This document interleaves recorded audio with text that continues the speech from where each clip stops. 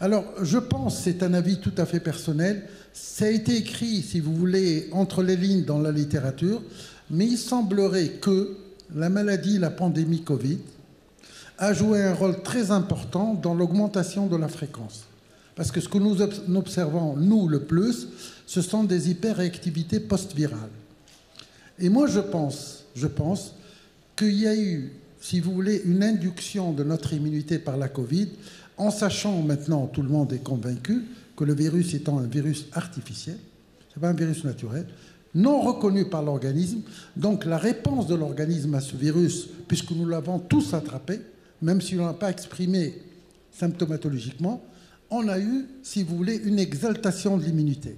D'ailleurs, les personnes qui sont mortes, elles ne sont pas mortes parce qu'elles étaient atteintes du virus, c'est parce qu'elles avaient des réponses qui étaient très violentes. Et je pense que nous gardons ça, et mon ami Bernard qui est ici répète toujours, et je me répète toujours, il existe justement cette protéine S qui persiste dans l'organisme, et il semblerait que la protéine S du coronavirus peut rester dans l'organisme une dizaine d'années, et qu'elle pourrait induire des rappels justement de notre comportement immunitaire, et on estime actuellement qu'on va changer de comportement immunitaire au meilleur des cas dans les 5 années à venir. Et c'est pour ça que cette année, dans votre pratique quotidienne, on n'a pas eu le H1N1, on n'a pas eu le H2N3, on a eu le VRS. Et vous avez remarqué que le VRS, qui est un virus qui touche généralement les enfants, les nourrissants, et qui n'a pas d'expression chez les adultes, a commencé à donner des bronchiolites chez les adultes. On a fait des scans et on s'est rendu compte qu'il y avait des images qui étaient typiques de bronchiolite et les adultes ont énormément souffert. Et moi, combien de fois j'ai écrit sur mon petit papier laryngotrachéite post-virale avec hyperactivité exagérée. Donc, ce sont des malades qui présentent des toux chroniques.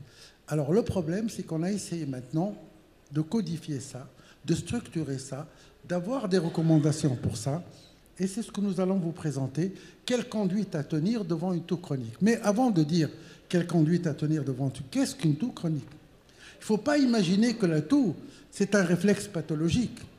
La toux, c'est un réflexe normal, parce que si on n'avait pas de toux, on ne pourrait pas vivre. C'est pour expulser le plus de sécrétions, c'est pour expulser les corps étrangers, c'est quelquefois même pour annoncer son arrivée. Vous savez, les grandes personnes, quand elles arrivent, elles commencent à toucher. Comme ça, on sait qu'il arrive. C'est un côté psychologique, c'est un côté psychogène. C'est une question de s'affirmer chez les enfants. Les enfants, quelquefois, tous pour rappeler aux parents qui sont là. Donc, la toux, c'est une expression comportementale très importante. Mais quand elle devient chronique, elle est généralement agaçante. Donc, c'est pour ça que nous allons voir ce que je disais en introduction. Après, je donne la parole à Zohaïr. Symptômes gênants est l'un des motifs les plus fréquents de consultation. La toux aiguë, souvent transitoire, ne nécessite pas d'exploration. Quand on est devant une toux aiguë, c'est plutôt le symptôme. Vous êtes d'accord avec moi? Quelqu'un vient vous voir, je tousse, et vous allez voir que les centres de la toux, je vais vous montrer tout à l'heure, ne sont pas au niveau de l'appareil respiratoire bas. Les centres de la toux sont plutôt là-haut qu'en bas. Mais certains patients présentent une toux persistante sans résolution spontanée. Parce que la toux, elle a une résolution spontanée. Donc il n'y a plus d'irritation, il n'y a plus de toux, qui va nécessiter une prise en charge spécifique. Elle peut avoir une origine non respiratoire, peut être un signe d'alerte de pathologie sévère à rechercher. Donc en fait, c'est un symptôme qui est au centre du système respiratoire haut et bas, qui nécessite dans la plupart du temps vraiment un petit traitement sans lendemain, mais qui dans certains cas va nécessiter de déterminer, si vous voulez, une étiologie. Tout à fait, Sally, c'est vraiment un symptôme, mais c'est un symptôme qui pourrait cacher une pathologie qui est derrière. Donc il faudra toujours faire attention au symptôme, lui accorder l'importance qu'il faut. Donc c'est peut-être ça va cacher une pathologie qu'il faudra rechercher. Donc c'est vrai, ce qu'on avait dit tout à l'heure, ça nécessite une prise en charge spécifique, mais la toux, comme symptôme, ça reste un symptôme. Et quand la toux devient chronique, on va le voir tout à l'heure, c'est plus un symptôme, c'est devient une maladie. Donc la toux, c'est une expulsion brusque et sonore de l'air contenu dans les poumons. Ça, on vous connaissez tous. C'est un réflexe qui va permettre de protéger les voies respiratoires des sécrétions ou des corps étrangers qui vont risquer de rentrer dans l'appareil respiratoire. Alors, bon, ça c'est parti. Mais la toux chronique, c'est une toux qui évolue. Bon, vraiment, c'est 8 semaines. Mais bon, on a perdu le côté... Donc c'est une toux qui persiste depuis 8 semaines. Donc si jamais c'est 8 semaines, on parle de toux chronique. Avant, c'est une toux normale. Et après, il faudra lui accorder... Oui, alors c'est 8 semaines. À 8 semaines, on n'est pas encore inquiet. On commence à s'inquiéter de la toux. C'est ça le tocri, en fait, qu'on va voir. On commence à s'inquiéter de la toux quand on tombe à 6 mois. 8 semaines, ce n'est pas très inquiétant, parce que si nous prenons, par exemple, la pathologie des patients atopiques, quand ils ont un épisode viral, ils vont rester en train de tout sauter pendant 8 semaines. Généralement, ils tout sautent. Et la plupart du temps, vous qui êtes praticien, vous suivez surtout des enfants, vous voyez, vous donnez un traitement, l'enfant se calme, il n'a plus de sibilant, il n'a plus de gêne respiratoire, mais la mère vous le ramène après 2 semaines, il continue toujours à tousser, mais c'est pas grave. Quand il court, il tousse, quand il parle, il tousse. Je dis, mais c'est pas grave, ça fait normal. Donc la toux, si vous voulez, la chronicité a été définie pendant 8 semaines, mais l'inquiétude n'est pas à 8 semaines. L'inquiétude se calcule en mois. Elle ne se calcule pas en semaines. Donc, je pense qu'à partir de 6 mois, on peut dire, là, on commence à tomber dans ce nouveau concept. Parce que c'est un concept, en fait. C'est un concept. C'est comme la BPCO. La BPCO, ce n'est pas une maladie. C'est un concept qu'on a créé entre la bronchite chronique et l'emphysème. On a créé un concept qu'on appelait la BPCO. Là, c'est la même chose. C'est une toux. C'était un symptôme. On a créé un concept de maladie. Le concept de maladie, on ne peut pas l'asseoir brutalement, très facilement, sur un délai comme ça fixe. On va l'asseoir sur une longueur. Donc ne vous inquiétez pas à 8 semaines, mais dites quand même que derrière, on peut aller vers la toux chronique. Mais voilà, c'est une limite, si vous voulez, limite inférieure de la normale, c'est 8 semaines. Donc c'est retenu par le CHEST, l'European Respiratory, donc l'ERS, la SPLF en 2023. Donc les 3 sociétés s'accordent pour donner ce délai de 8 semaines pour considérer qu'une toux qui persiste au-delà de cette date-là, c'est considéré comme une toux chronique. Donc ce choix arbitraire, c'était un choix qui était retenu parce que la prise en charge de la toux, elle est particulière. Donc fixer cette date-là, c'est important de pouvoir, il faut retenir ce chiffre-là. Parce que, pourquoi? Parce que si on trouve 8 semaines, si on est en deçà de 8 semaines, ça veut dire que si la personne tousse, vous n'êtes pas obligé de vous lancer dans des examens complémentaires, dans des scanners, dans des plétismographies. Mais si ça dépasse, alors là, on va aller vers la... Oui, madame. Je pense que cette durée de 8 semaines, c'est pour justement différencier la toux aiguë de la toux chronique. Tout à fait. Notamment dans la toux qui persiste après une infection virale. Voilà. C'est exactement ce que j'ai amené. J'ai pris l'exemple de l'atopique avec les pneumopathies virales. C'est ça. C'est, si vous voulez, limite supérieure aiguë, limite inférieure chronique. Et à partir de là, ça change. Notre comportement va changer dans la prise en charge. Là, on est dans une prise en charge de traiter la toux. Là, on sera dans une prise en charge de traiter autre chose qui peut se cacher derrière. Ou si c'est la toux elle-même qui va avoir, si on ne trouve rien, on va se retrouver au bout du cycle dans la situation d'une toux qui persiste non plus comme symptôme, mais comme maladie. Après, il y a un autre symptôme qui est le hémage. Hémage, c'est une expiration sonore et brusque, prolongée, qui évolue sur le mode de réitération. Donc le mécanisme et ses étiologies semblent proches de la toux. Le hémage, c'est ça. Voilà. Et souvent, les gens, les anxieux viennent vous voir, on dit, chez nous en Tunisie, chez vous, ils aiment le hammam peut-être chez nous. Alors ils disent, ça mérite. Mais en fait, c'est un équivalent, sauf que ça s'arrête au niveau du larynx. Hein? C'est le raclage. Exactement, en français, voilà. C'est le raclage de gorge. On appelle ça le raclage de gorge. Mais en termes scientifiques, on dit le hémage. Alors vous avez vu, là, le schéma que nous avions mis sur le plan physiopathologique. La toux, en fait, c'est un acte réflexe. C'est une expiration forcée, c'est-à-dire qu'on ne tousse pas parce qu'on veut tousser. Bien sûr, dans les toux psychogènes, à force on arrive à tousser volontairement. Mais la toux comme moyen de défense, c'est un acte qui est purement réflexe. Regardez un peu les centres de la toux. Regardez-les, les centres de la toux. Peut-être sur la prochaine diapo, on les voit mieux, Zouhair.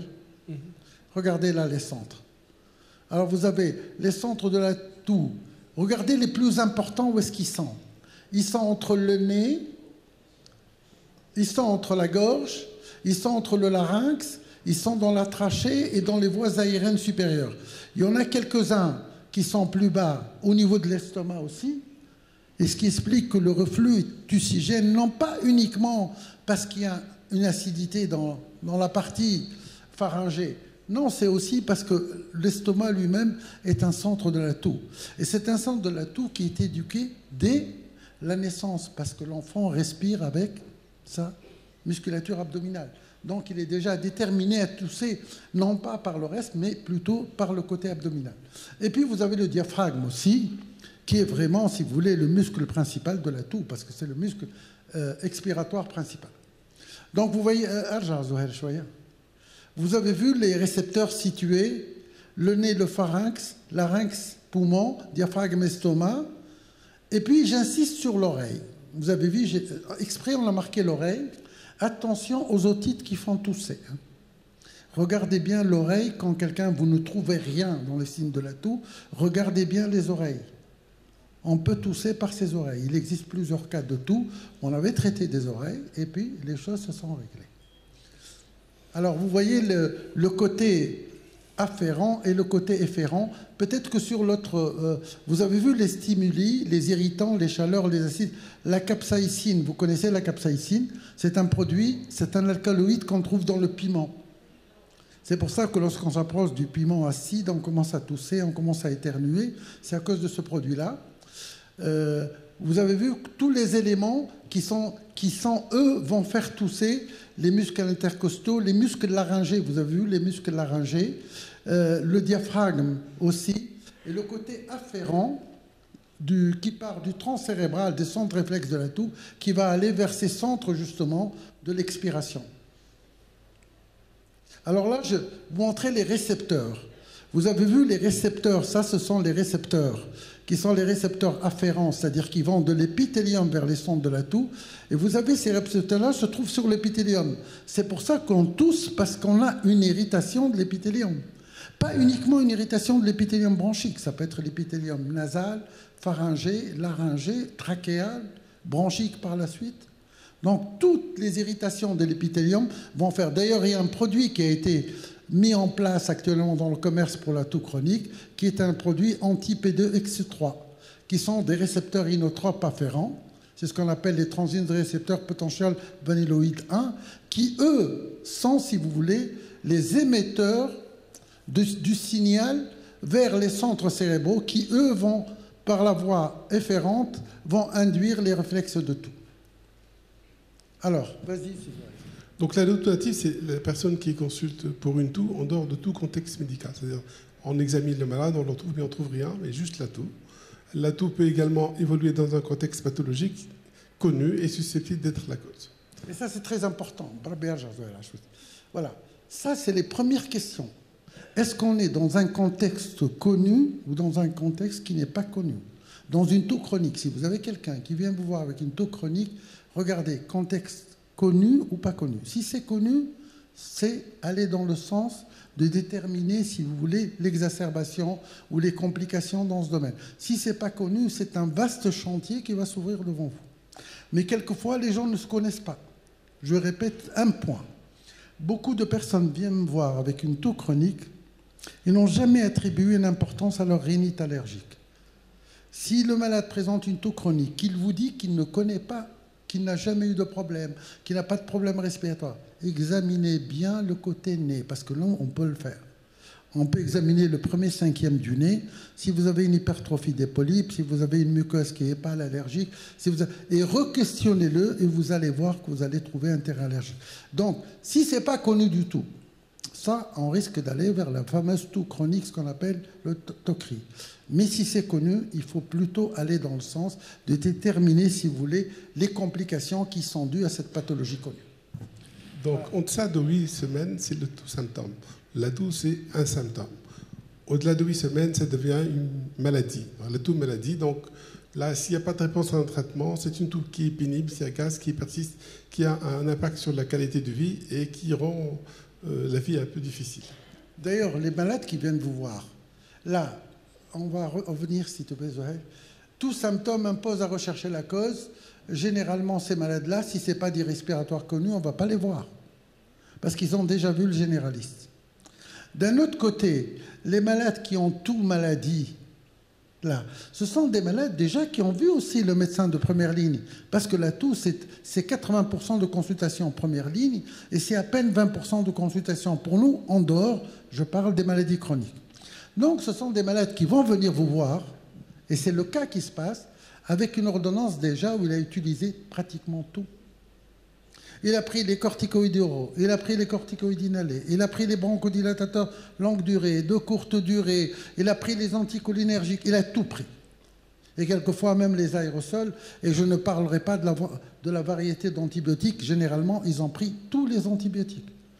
Ils commencent par les macrolides, on va à céphalosporine, on va à l'amoxicilline, on va après comment on appelle, au quinolone. Donc ils ont tout pris. Mais quelquefois de l'injectable. Alors, ils ont des corticoïdes oraux, des corticoïdes injectables. Quand ils viennent vous voir, ils ont passé pratiquement toute la panoplie de la pharmacopée. C'est des patients qui sont non satisfaits, qui vont voir plusieurs médecins et qui vont avoir ce symptôme qui va rester, qui va devenir une maladie.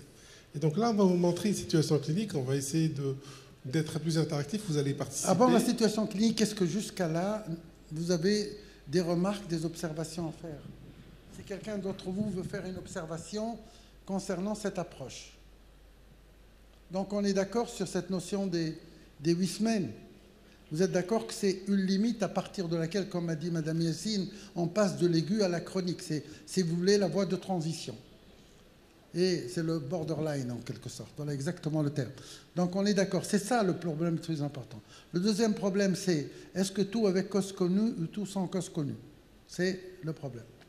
Le troisième problème, est-ce que le malade est venu vous voir directement parce qu'il vous connaît, parce qu'il vous a été adressé, ou parce qu'il est passé par quelqu'un d'autre, par plusieurs autres d'autres? Donc vous voyez, on est déjà dans une situation qui n'est pas aussi facile que ça au départ. Parce que nous, on est confronté à quelqu'un qui a tout eu. Qu'est-ce que vous allez lui proposer? C'est ça le problème. Ouais. Il a tout eu. Qu'est-ce qu'on va lui proposer? Et donc, c'est une patiente âgée de 58 ans qui consulte pour une toux persistante depuis 5 mois. Donc là, on est plus de 8 semaines qu'on avait fixé. Donc cette patiente ne peut pas s'empêcher de tousser au cours de la consultation. Elle doit toujours faire des quintes de toux quand elle va parler. C'est une toux qui est incoercible, très gênante, quinteuse, sèche. Elle est diurne, elle est nocturne, elle a un impact sur sa qualité de vie. Et parfois, les quintes de toux s'accompagnent de nausées chez cette patiente-là. La patiente a consulté plusieurs reprises, plusieurs médecins, et n'a jamais été améliorée, elle a rapporté une amélioration. Elle travaille comme secrétaire, elle est actuellement en arrêt de travail depuis 2 semaines. Elle est épuisée physiquement et moralement, elle est venue vous voir. Alors, comment évaluer la sévérité de cette toux chez cette patiente? Nous avons 5 possibilités. Qu'en pensez-vous? Prenez le temps de lire. Est-ce que vous connaissez tous ces tests de toux, vous? Il y a le test, le Leicester-CAF questionnaire, c'est un questionnaire de 19 items. On va poser les questions, on va mettre peut-être un quart d'heure, 20 minutes. On va se les reposer après. Revoir par la suite. Nous, on va se les reposer. Mais généralement, dans la pratique, qu'est-ce qu'il faut faire? Voilà, dans la pratique, pour vous, dans votre tête, est-ce que vous allez scorer la sévérité sur des tests ou vous allez scorer la sévérité sur des examens? Hein? Quels sont les examens qui sont importants à faire chez cette patiente-là, qui consulte pour tout chronique actuellement? Alors, quelqu'un peut... Pardon? Il n'y a pas de radio ici. Donc, spirométrie, test HAD, évaluation visuelle analogique, les 2 questionnaires. Et est-ce que l'évaluation est importante ou non? Ou elle n'est peut-être pas importante, on va passer aux explorations, on va passer à autre chose. Qu'est-ce que vous en pensez? Oui?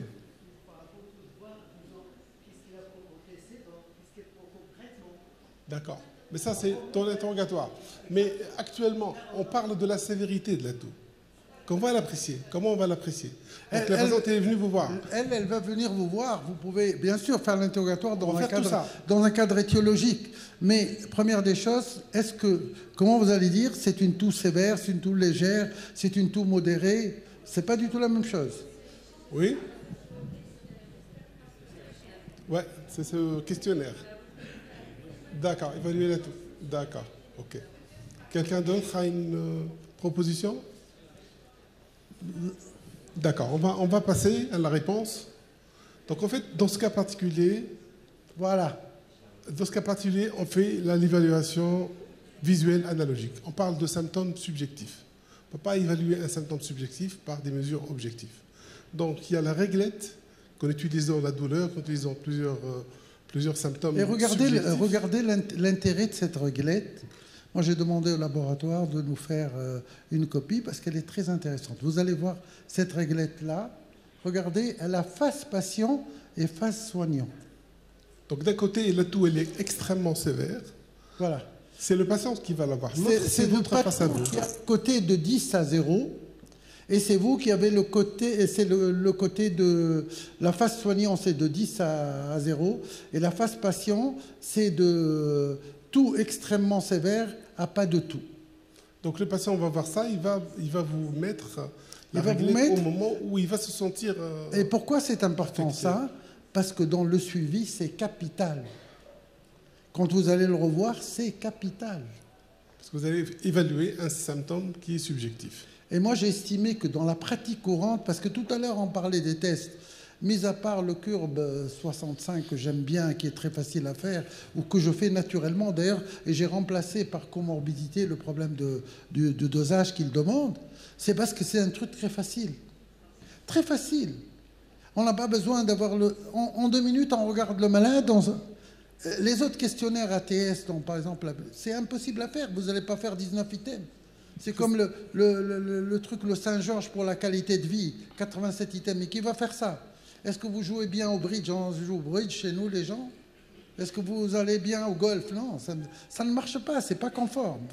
Par contre, là, vous avez la conformité. Vous avez, et c'est ce qui est recommandé le plus, même dans la display chez nous pour la BPCO. C'est très recommandé, ça, dans les exacerbations. C'est recommandé de faire l'échelle visuelle analogique de la douleur convertie pour justement le ressenti subjectif du patient. Et pour la toux, c'est capital, parce que lui, il va se rappeler. Lui dites, vous êtes au numéro 4, vous êtes au numéro 5, vous êtes au numéro 3.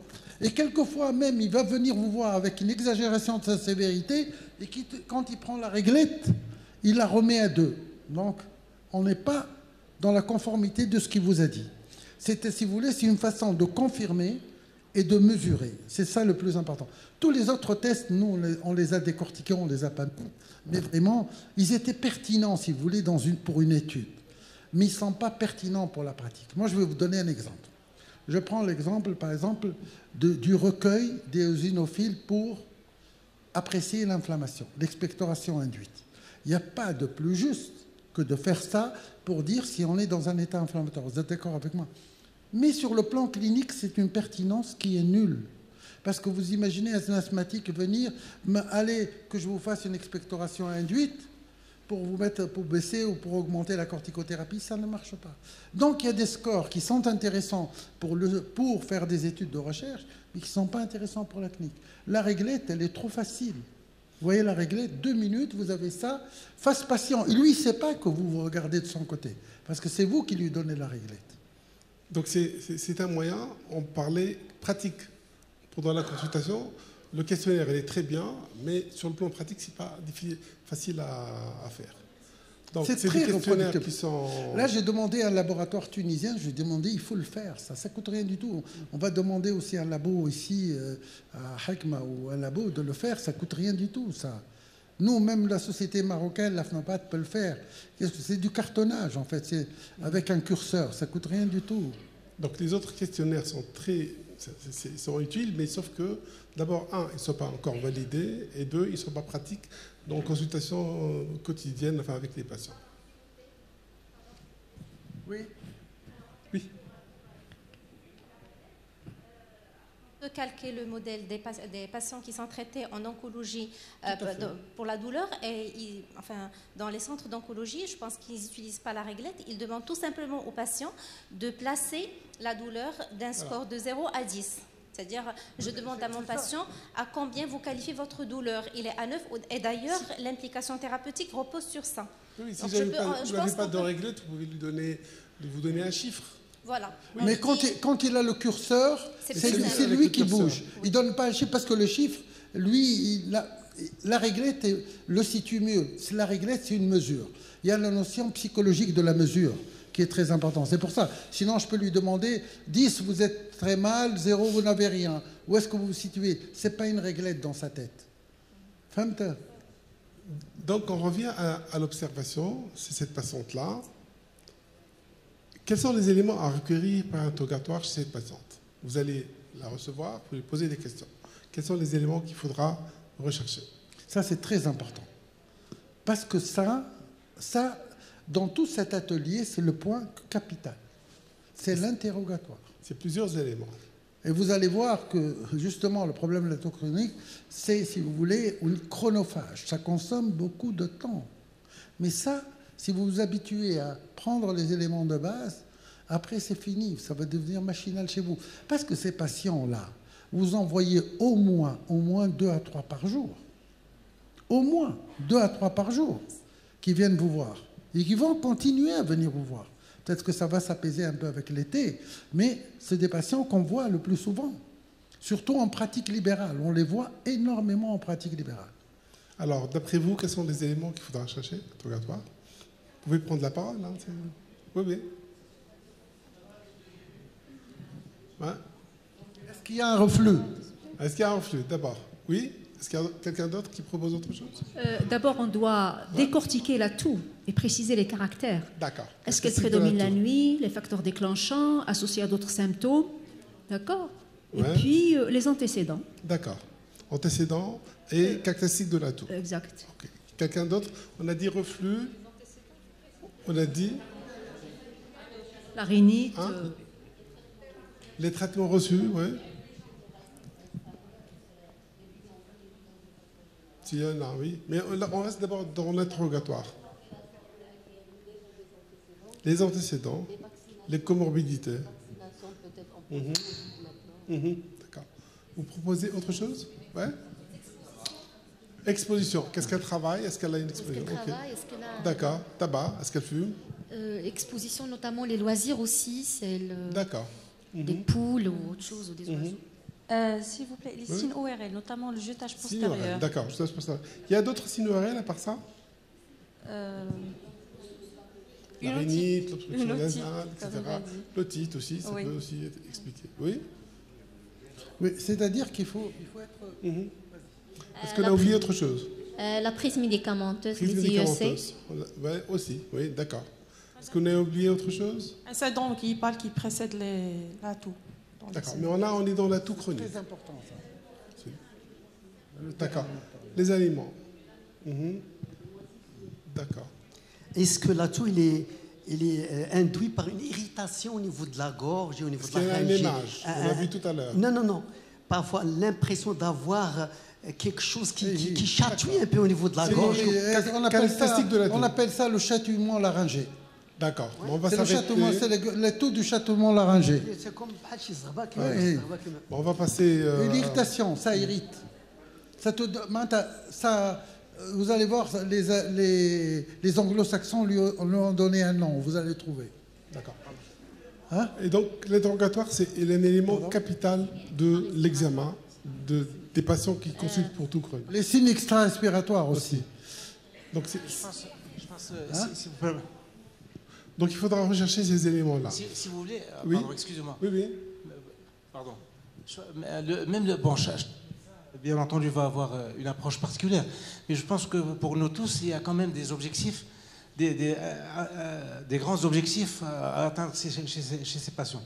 Pour moi, d'abord, quand un patient se présente comme ça, il y a éliminer des pathologies organiques, d'abord. C'est prioritairement. Parce qu'on peut passer à côté, par exemple, pathologie néoplasique. Oui. Mais nous, on est dans la toux chronique.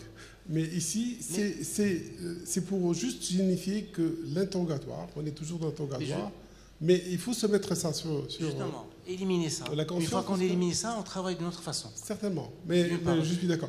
Mais là, juste on est dans l'interrogatoire. D'autre part, il y a aussi ces sortes de diagnostics difficiles. Pour moi, même l'asthme, dans ces situations-là, est un diagnostic difficile, parce qu'on a une majorité d'asthme, des patients qui ont de l'asthme ont des spirométries normales. Pour moi, c'est une pathologie pas facile à diagnostiquer. Le reflux gastro-œsophagien n'est pas toujours je vais vous dire une chose. Attention à la spirométrie normale des asthmatiques. Parce que spirométrie normale des asthmatiques, quelquefois, vous trouvez des chiffres. Là, j'en viens de le présenter, le dossier au CFA, des chiffres de 110%. C'est-à-dire que le bonhomme, vous faites une réversibilité de 129. Donc, il faut se méfier des premiers jets spirométriques que vous considérez comme normal. Si vous suspectez un asthme, vous devez faire votre réversibilité, quel que soit le chiffre que vous avez au départ, et vous allez vous rendre compte qu'il y a une réversibilité derrière. Parce qu'en fait, il est dans la moyenne positive des plus de 95%. Donc, de toute façon, si on suspecte l'asthme, devant une toux chronique comme ça, avec une FR normale, un traitement de l'asthme donc, permet un petit peu de faire la différence. Vous allez voir quelles sont les recommandations thérapeutiques. On va les voir après. Donc les éléments utiles et importants à rechercher, les signes d'alerte, c'est vrai, si c'est une hémoptysie associée, c'est autre chose.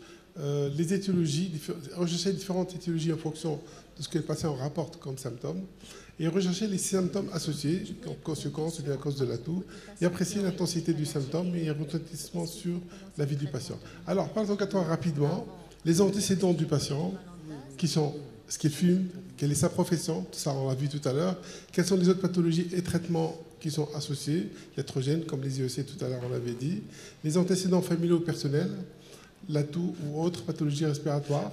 Juste un petit mot, les périodes de rémission, c'est comme vous avez dit tout à l'heure,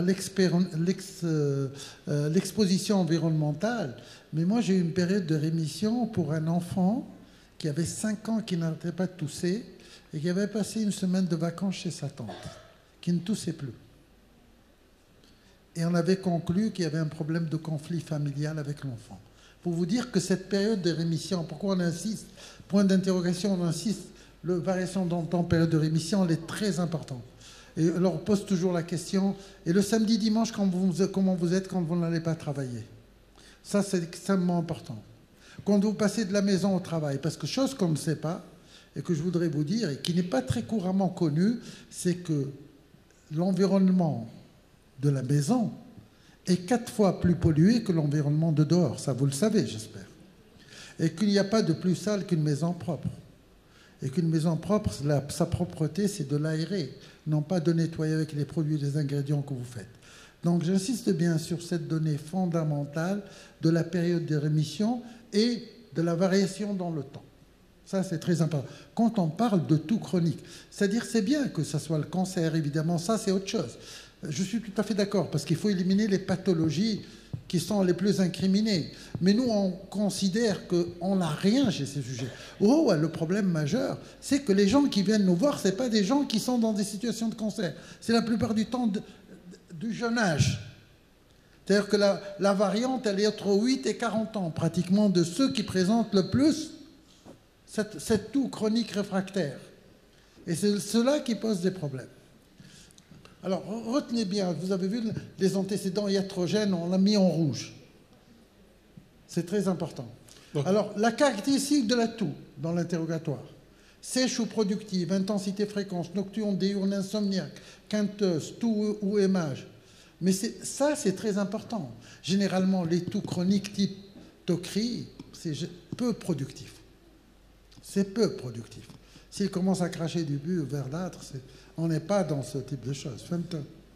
Et puis rechercher les facteurs déclenchants, que ce soit ORL, soit changement de position, ça peut rappeler un reflux. Les changements de lieu, comme l'a dit tout à l'heure Ali, est-ce qu'il y a des symptômes, une toux qui est en rapport avec la présence au niveau de travail ou au niveau de la maison? Est-ce qu'il y a des irritants qui vont entraîner ça? Et là, on pense à l'hyperactivité bronchique. Est-ce qu'elle est déclenchée par l'effort, asthme d'effort, ou est-ce qu'elle a un lien avec le repas également qui va rappeler le reflux gastro-œsophagien? Alors, qu'est-ce qui déclenche la toux chez le patient-là? Alors, il faudra leur demander quand est-ce que vous allez tousser. Certains vont vous dire que à chaque fois où je mets un parfum, je commence à tousser. D'autres qui vont vous dire quand je sens l'odeur du javel, je tousse également. Les produits professionnels, s'il s'agit d'une toux en rapport avec une exposition professionnelle, le changement de la température, que ce soit du froid ou chaud. Parfois, ces patients qui vont soit rire ou bien parler, ils vont se mettre à tousser. J'insiste bien sur ces fameuses toux d'hyperactivité. c'est souvent le rire et la parole haute. Elle vous dit chaque fois que je commence à rire, et d'ailleurs quand elle est en consultation, généralement calme. Quand vous l'interrogez, vous dites madame, répondez en hochant la tête quelquefois. Parce qu'elle commence à rentrer en discussion avec vous tout de suite, ou bien surtout quand vous les auscultez techniquement, je vous dis, il ne faut pas leur demander des respirations profondes. Elles vont commencer à tousser parce que vous allez irriter de nouveau leur système.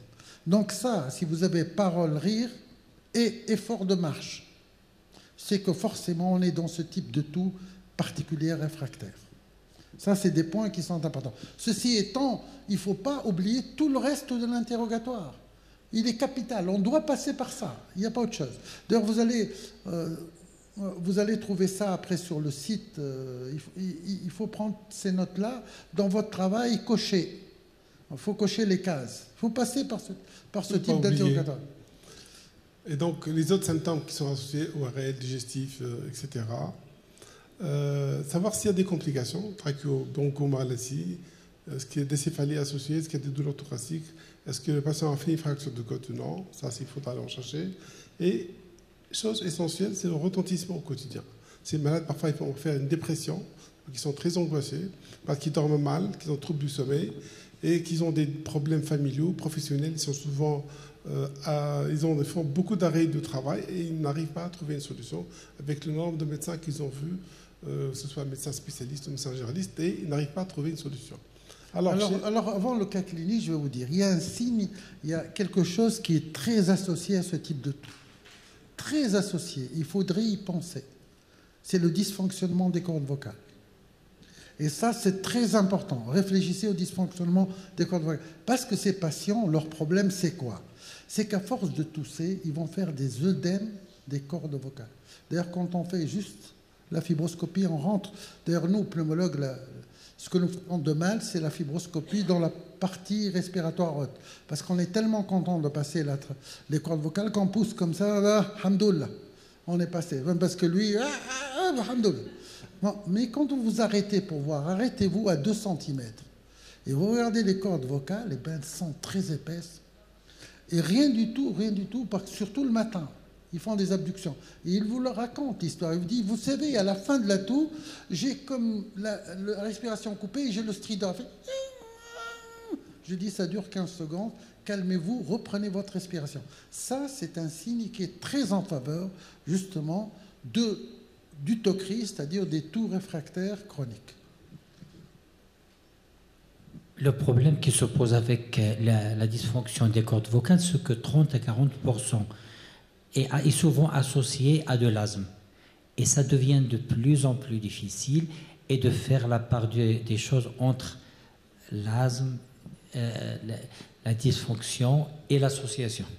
Parce que je vais peut-être vous donner une information concernant justement le problème de l'induction de l'asthme. Au XIXe siècle, lorsqu'on parlait de l'asthme, on allait vers l'asthme génétique.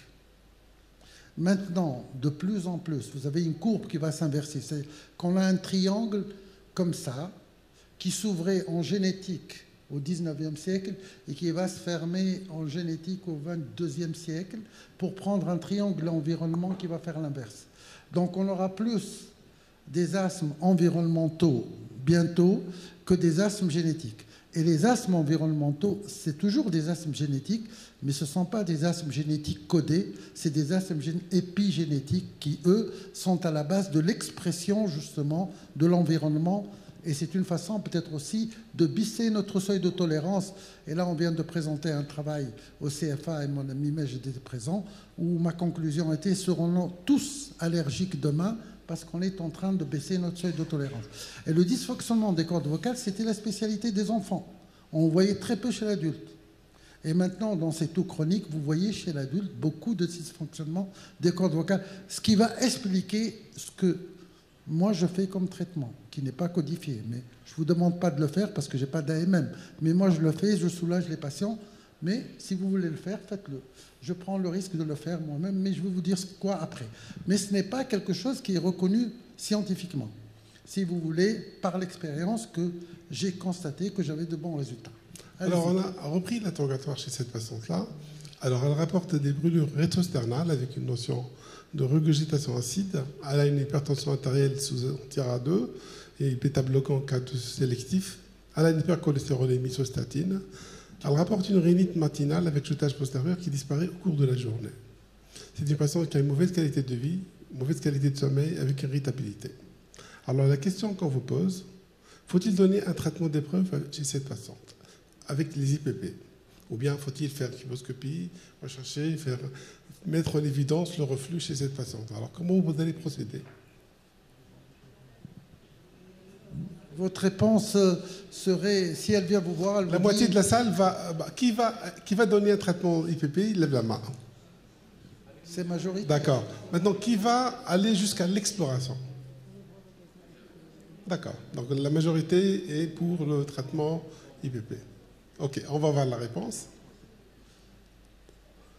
En fait, pour la prise en charge de première intention d'une toux chronique, dans ce cas particulier, la présence d'une symptomatologie clinique de reflux justifie un traitement anti-reflux adapté, probabiliste. On n'est pas obligé d'aller jusqu'à l'exploration.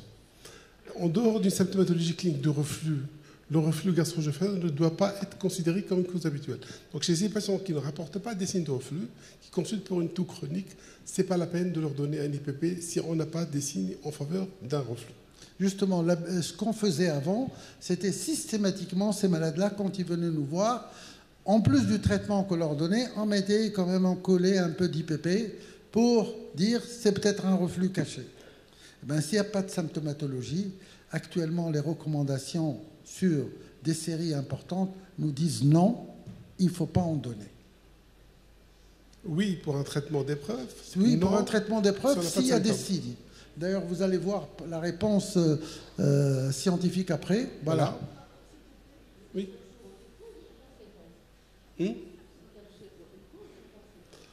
Le reflux, c'est la cause. C'est la cause de la toux.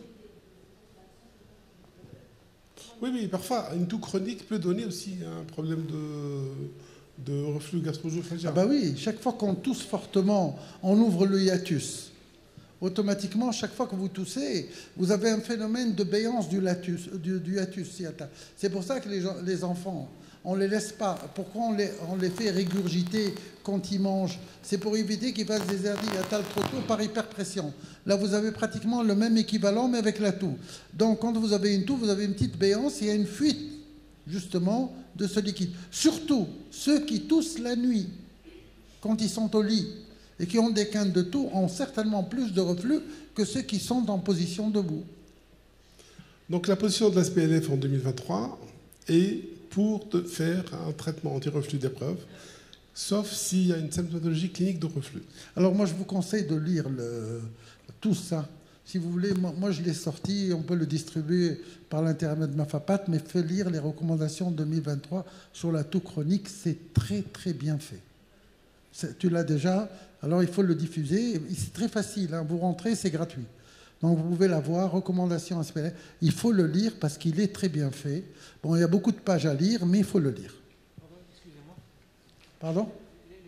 Pour moi, les mesures hygiéno-diététiques sont encore plus importantes que le traitement lui-même. Parce que le vrai traitement du reflux, ce n'est pas le médicament. Non, mais, ce sont les mesures hygiéno-diététiques qui devraient passer en premier. Mais vous savez, voilà, vous faites une remarque qui est très pertinente, mais cette remarque-là n'a pas l'application. Et les médecins, généralement, ne conseillent pas les règles hygiéno-diététiques, mais ils donnent le traitement. Donc eux, ils insistent en disant ne donnez pas le traitement. Ils insistent parce que la valeur de ces règles, de ces mesures, est encore plus importante que le traitement. Le médecin doit avoir en tête ça. Si vous dites à un asthmatique, prenez votre Ventoline, mais courez torse nu en plein hiver, eh ben ça ne s'arrangera pas. Il y a des précautions à prendre. Eux, ils insistent sur cette donnée. C'est pour ça qu'ils ont mis mesures hygiéno-diététiques forcément associées. Pas uniquement donner les IPP pour se dire on a des IPP, c'est grade C. Merci. Grade A, il faut donner le traitement. Le traitement. Grade C, il faut que ça soit associé à des en sachant que les IPP, on les donne un peu trop. Et d'ailleurs, on les donne un peu trop. Et les IPP, ce n'est pas des médicaments qui sont vraiment indemnes de nocivité. Premier point digestif, sur le plan de la digestion, ils ne sont pas bons. Et deuxièmement, sur un autre plan, sur le plan de l'Helicobacter pylori, ils favorisent ça. parce qu'il change le milieu. Et lui, il va trouver un milieu exceptionnel. Et les gastros sont contents de nous le trouver chaque fois qu'ils font une fibroscopie. On était à 10% il y a 50 ans. Maintenant, on est 85%. Parce que nous, on mange de l'épicé, donc il a trouvé un champ d'action exceptionnel. Donc IPP avec modération et règles hygiéniques diététiques complémentaires, c'est parce que c'est très important. Et c'est aussi la position de Chest, qui en 2017, qui... Zoé, si tu permets, j'ai une question. Oui, oui. Est-ce qu'il y a, pour le traitement d'épreuves, quand on a les symptômes de reflux, est-ce qu'il y a une préférence d'un IPP par rapport à un autre pour le traitement d'épreuves? En général, c'est les oméprazoles. Les oméprazoles. Ouais. Justement, parce qu'on remarque chez nous, je ne sais pas pour la Tunisie, que l'oméprazole, ce n'est plus, plus efficace par rapport à... On peut aller jusqu'à la double dose de 40 mg.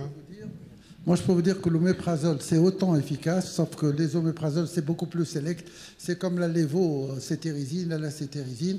La cétérisine est aussi efficace, mais ça, c'est un problème de labo, beaucoup plus. Mais le seul problème, est-ce qu'il faut donner 2 fois ou 1 fois? Moi, je donne qu'1 fois. Bon. Avec les règles hygiéno-diététiques, 1 fois. Ça dépend de l'importance du reflux. Voilà. Le chest, pourquoi le chest, c'est important? Pourquoi nous avons mis le chest? Et nous n'avons pas mis l'ATS, d'après vous? Parce que le chest, c'est l'association des pneumologues praticiens. Donc ça, c'est le côté pratique. Ce sont des gens qui pratiquent.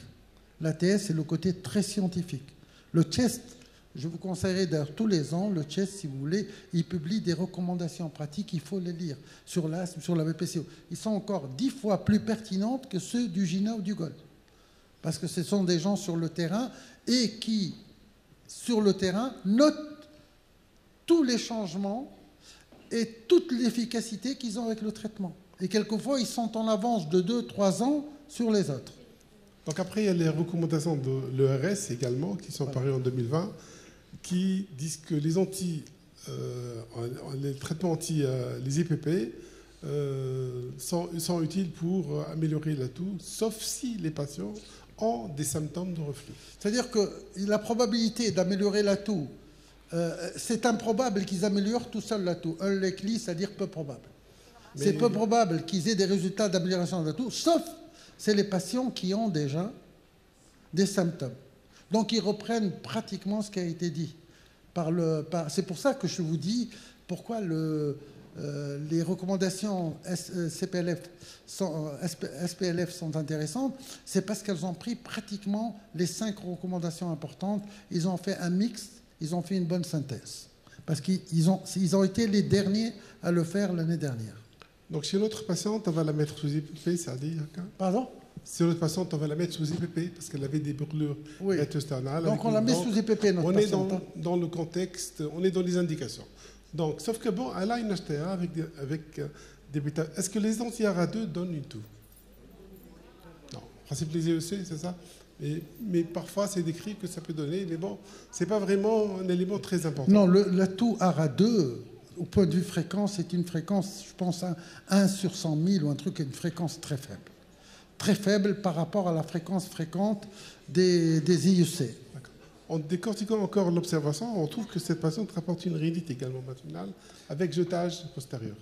D'ailleurs, les IEC, leur problème, c'est qu'elles irritent ce que je vous ai montré tout à l'heure, les récepteurs inotropes dont je parlais tout à l'heure. C'est pour ça que c'est conseillé après dans le traitement, vous allez voir. Est-ce qu'on va donner une corticothérapie inhalée à cette patiente? Oui. Pour le inhalé ou bien nasal? Nasal, d'accord. Inhalé, il n'y a pas vraiment des éléments en rapport avec l'hyperactivité bronchique, c'est ça? Donc, on va voir ce que disent les recommandations.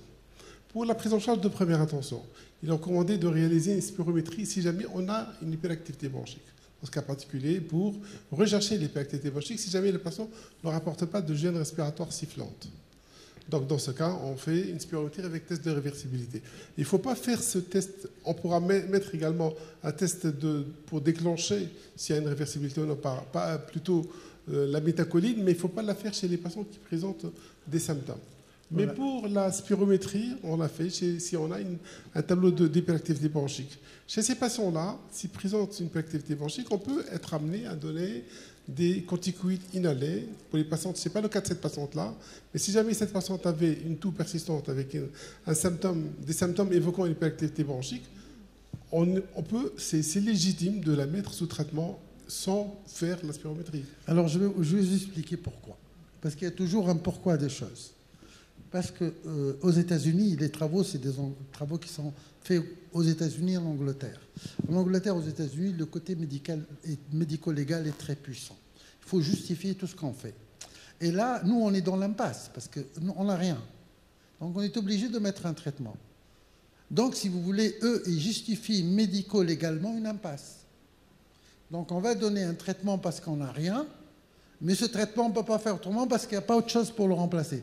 Donc, si vous voulez, c'est une justification scientifique de l'impasse et une justification médico-légale. Derrière ça, il y a un autre problème aussi. Certaines pathologies, comme de l'asthme, peuvent être asymptomatiques spirométriquement aussi. Donc, dans ce cas-là, on fait, si vous voulez, ce qu'on appelle un traitement d'épreuve. Mais en gros, quand vous voyez, parce que j'ai discuté avec eux directement, c'est surtout dans leur tête le fait que ça c'est justifié parce qu'on est dans l'impasse thérapeutique, il n'y a rien qui justifie de donner de traitement, mais parce qu'on est obligé de le donner pour voir si ça donne quelque chose, parce qu'il y a un phénomène inflammatoire, mais aussi à l'asthme qui est une hantise derrière tout cela.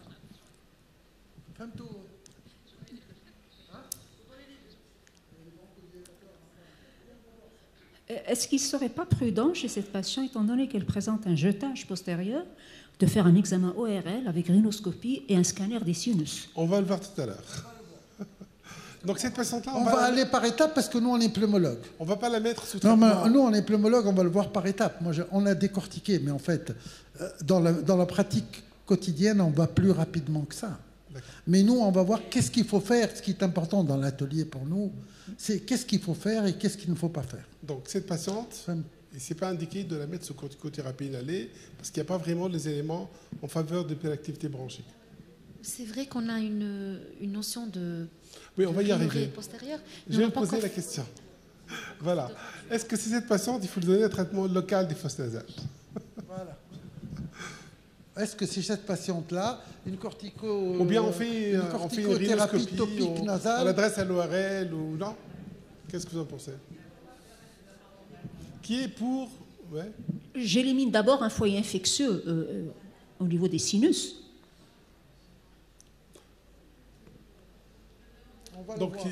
Donc c'est une patiente qui a une toux chronique, qui évolue depuis 6 mois.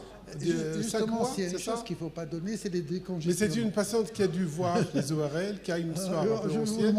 Donc le problème ORL, bon, ça dépend si jamais vraiment on a des éléments en faveur d'une pathologie aiguë, ou bien une pathologie qui devrait nous alerter derrière quelque chose, on pourra demander. Mais si c'est vraiment une rhinite qui n'est pas tellement... qui évoquerait plutôt une allergie ou autre chose, on pourra déjà... Qu'est-ce que vous en dites?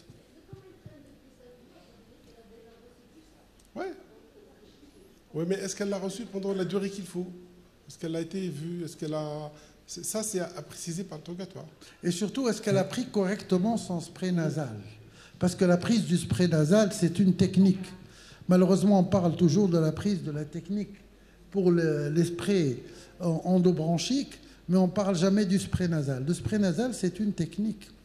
Comment poser l'embout, comment faire la pulvérisation, comment doit être la tête, qu'est-ce qu'il faut faire avant, ça, on ne le fait pas. Qu'il faut vider 4 bouffées de gaz en l'air avant de commencer, c'est toute une technique, parce qu'il faut poser, il ne faut pas poser sur la tâche vasculaire, sinon ça fait après des épistaxis. C'est une technique, et quelquefois les gens viennent nous voir parce qu'ils ont pris des topiques nasaux très mal. Et une fois qu'on leur montre comment il faut prendre exactement, les choses changent complètement. Est-ce qu'elle s'est mouchée avant? Parce que si vous ne vous mouchez pas avant, ça ne sert à rien. Il faut se moucher, sinon ça ne sert à rien. Vas-y. L'irrigation nasale grand volume est de grade A dans les halo de mer, dans les rhinites. Tout à fait. C'est de grade A. Donc, mais c'est un traitement associé, c'est un traitement complémentaire à autre chose. Mais ça peut être intéressant en termes de traitement d'épreuve. Tout à fait. Personnellement, juste, j'utilise pas le physiomère, bon, parce que ça coûte cher, ces bidules là. Je vous conseillerais d'utiliser les seringues à injection nasale. Vous les connaissez? Des seringues avec un embout en cône, qui se vendent dans les pharmacies qui ne coûtent rien du tout. Et vous prenez la poche de sérum physiologique, et pendant la phase aiguë, Juste, il se nettoie avec 20 cc comme ça. C'est magnifique. Après, il a des cordes vocales clean. Il reste 3-4 minutes pour absorber le sel. Et puis, une fois que le sel du sérum physiologique est absorbé, il fait son topique nasal et le résultat est tout à fait différent. Voilà des petits trucs qu'on n'utilise pas et qui ne coûtent pas cher. Ça ne coûte rien du tout. Tu demandes des seringues nasales. C'est rien du tout, ça. Donc, il y a une pathologie qui s'appelle le syndrome de toux des voies aériennes supérieures, le STEVAS. C'est une pathologie rhino-sinusienne à l'origine du toux chronique. Et dans ce cas particulier, il est recommandé de mettre en route un traitement d'épreuve qui va associer, ce qu'on m'a dit Hugues actuellement, le lavage des fosses nasales avec des sérums physiologiques, avec une corticothérapie nasale associée. Vous connaissez, est-ce que vous connaissez le rhinicure? Vous connaissez le rhinicure? Non, le sachet avec le petit appareillage, mais ça c'est magnifique. C'est quelque chose pour faire un lavage. C'est magnifique, même chez les enfants. Vous faites une douche nasale, ce qu'on appelle la douche nasale. Mais c'est plus de 50% du traitement. Une fois que vous avez nettoyé, vous mettez pratiquement la muqueuse au contact du produit, vous avez un résultat meilleur. Mais ça s'appelle, combien ça coûte? Ça coûte, en Tunisie, ça coûte 30 dinars. Ici, ça doit coûter 10 €, quoi, si on divise par 3. C'est un produit qui tient le coup pendant des années. Et vous pouvez utiliser l'eau du robinet, même, si vous n'avez même pas besoin de sérum physiologique, à la limite. Donc, en dehors de la rhinite allergique, il n'est pas recommandé d'utiliser un antihistaminique. Il n'est pas recommandé également d'utiliser des décongestionnants nasaux. Alors, je suis sur les décongestionnants nasaux. Tout à l'heure, on en parlait. Attention, parce que les décongestionnants nasaux, et parmi eux, vous avez ce qu'on appelle les hypertoniques. Alors, les hypertoniques, il ne faut pas les utiliser parce que eux, ils irritent les centres de la toux. Ils font tout sauter. Alors ça, il ne faut pas les utiliser du tout. Pas de produits vasoconstricteurs. Donc, décongestionnant nasaux, il n'en est pas question. Donc, on reste sérum phi, topique nasal, antihistaminique s'il est allergique. C'est toujours un traitement d'épreuve. On est toujours dans le traitement d'épreuve. Donc, quels sont les autres examens à réaliser en fonction du contexte? On pourra être amené à demander un scanner thoracique, un test de la métacholine, une endoscopie bronchique, une endoscopie gastrique, une imagerie sinusienne, une nasofibroscopie, un bilan fonctionnel. Mais ça, c'est en fonction du contexte. Si vraiment vous avez un contexte évocateur, là, vous pouvez y aller pour faire cet examen-là.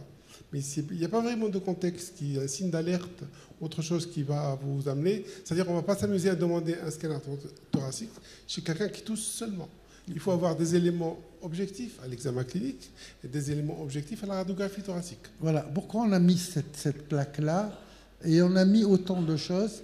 Parce que nous, les médecins, on a tendance, lorsqu'on est agacé par les patients, harcelé par les patients, à dire « je t'ai tout fait et j'ai rien trouvé ». C'est comme si c'est une façon de nous dédouaner du patient. Justement, il ne faut pas s'amuser à lui faire dépenser de l'argent qui ne sert à rien. Donc, il faut cibler les examens. Il faut avoir le courage de dire « monsieur, vous n'avez pas besoin d'un scanner, vous n'avez pas besoin d'une IRM, vous n'avez pas besoin d'une échographie. Voilà ce dont vous en avez besoin ». Et à la fin, lui dire « voilà votre diagnostic ». C'est comme dans le problème de l'asthme. Les asthmatiques chez nous ne suivent pas le traitement parce que l'asthme est une maladie qui est mal ressentie. Donc on lui dit vous avez une allergie. Alors lui, il pense que l'allergie, c'est pas de l'asthme. Il vient vous voir, et alors il ne prend pas son traitement parce que le hassasiyya. Donc là, c'est une façon de nous dédouaner. Il ne faut pas vous s'amuser à faire tout ça pour après lui faire dépenser des millions de dirhams. Et puis des milliers de dirhams pour qu'après vous lui dites non, j'ai tout fait, vous n'avez rien, c'est une façon de nous couvrir. Non, il faut savoir que parmi ces examens, il n'y en a pas beaucoup qui servent. C'est en fonction du contexte. Voilà. Chez cette patiente-là, on est parti vers une symptomatologie de toux chronique. On avait donné un traitement initial de première intention qui était basé sur un traitement probabiliste. Après, on va évaluer ce qu'on avait fait. Est-ce que ce traitement de 4 semaines qu'on avait donné était efficace ou non? S'il n'est pas efficace, là, on va retourner à la case départ. Donc là, on va passer à la prise en charge de deuxième ligne. Voilà, Dans cette prise en charge de deuxième ligne... Pourquoi on a pris cette patiente? Pour qu'il n'y ait pas de tabagisme, pour qu'il n'y ait pas de... C'est-à-dire qu'on a pris une patiente où on ne va pas chercher le cancer. Non, on est dans la situation de ce qu'on vit. Des patients qui n'ont pas un terrain particulier, une toux qui s'isole comme maladie. Si il m'a dit j'ai fumé 20 paquets d'années... Là, on va aller vers le cancer, on va aller vers la BPCO. On n'est plus dans cette tout particulière maladie. Vous avez compris pourquoi on a choisi ce cas? Bon, Zouhair, on avance, s'il te plaît. Donc là, on va faire un scanner si jamais on a des signes évocateurs. On fait un test à la méthacholine si jamais on a... Mais il ne faut pas le faire chez quelqu'un qui a un bronchospasme. On fera une endoscopie bronchique si jamais vraiment on a des symptômes, on a une pastille radiologique ou on a une zymoptysie ou des éléments qui vont nous rechercher. Voilà les autres. Maintenant, ce qui est recommandé pour la SPLF. La plétismographie et la DLCO, c'est à réaliser en cas de pathologie respiratoire sous-jacente ou de suspicion de pathologie respiratoire sous-jacente. Ça, c'est un accord professionnel. Donc, on fera la plétismographie, sauf s'il y a un contexte, comme on l'avait vu tout à l'heure. Alors, je m'excuse, pourquoi la plétismographie, pas la spirométrie dans la toux? Pourquoi? Hein? Pardon? Exactement, exactement.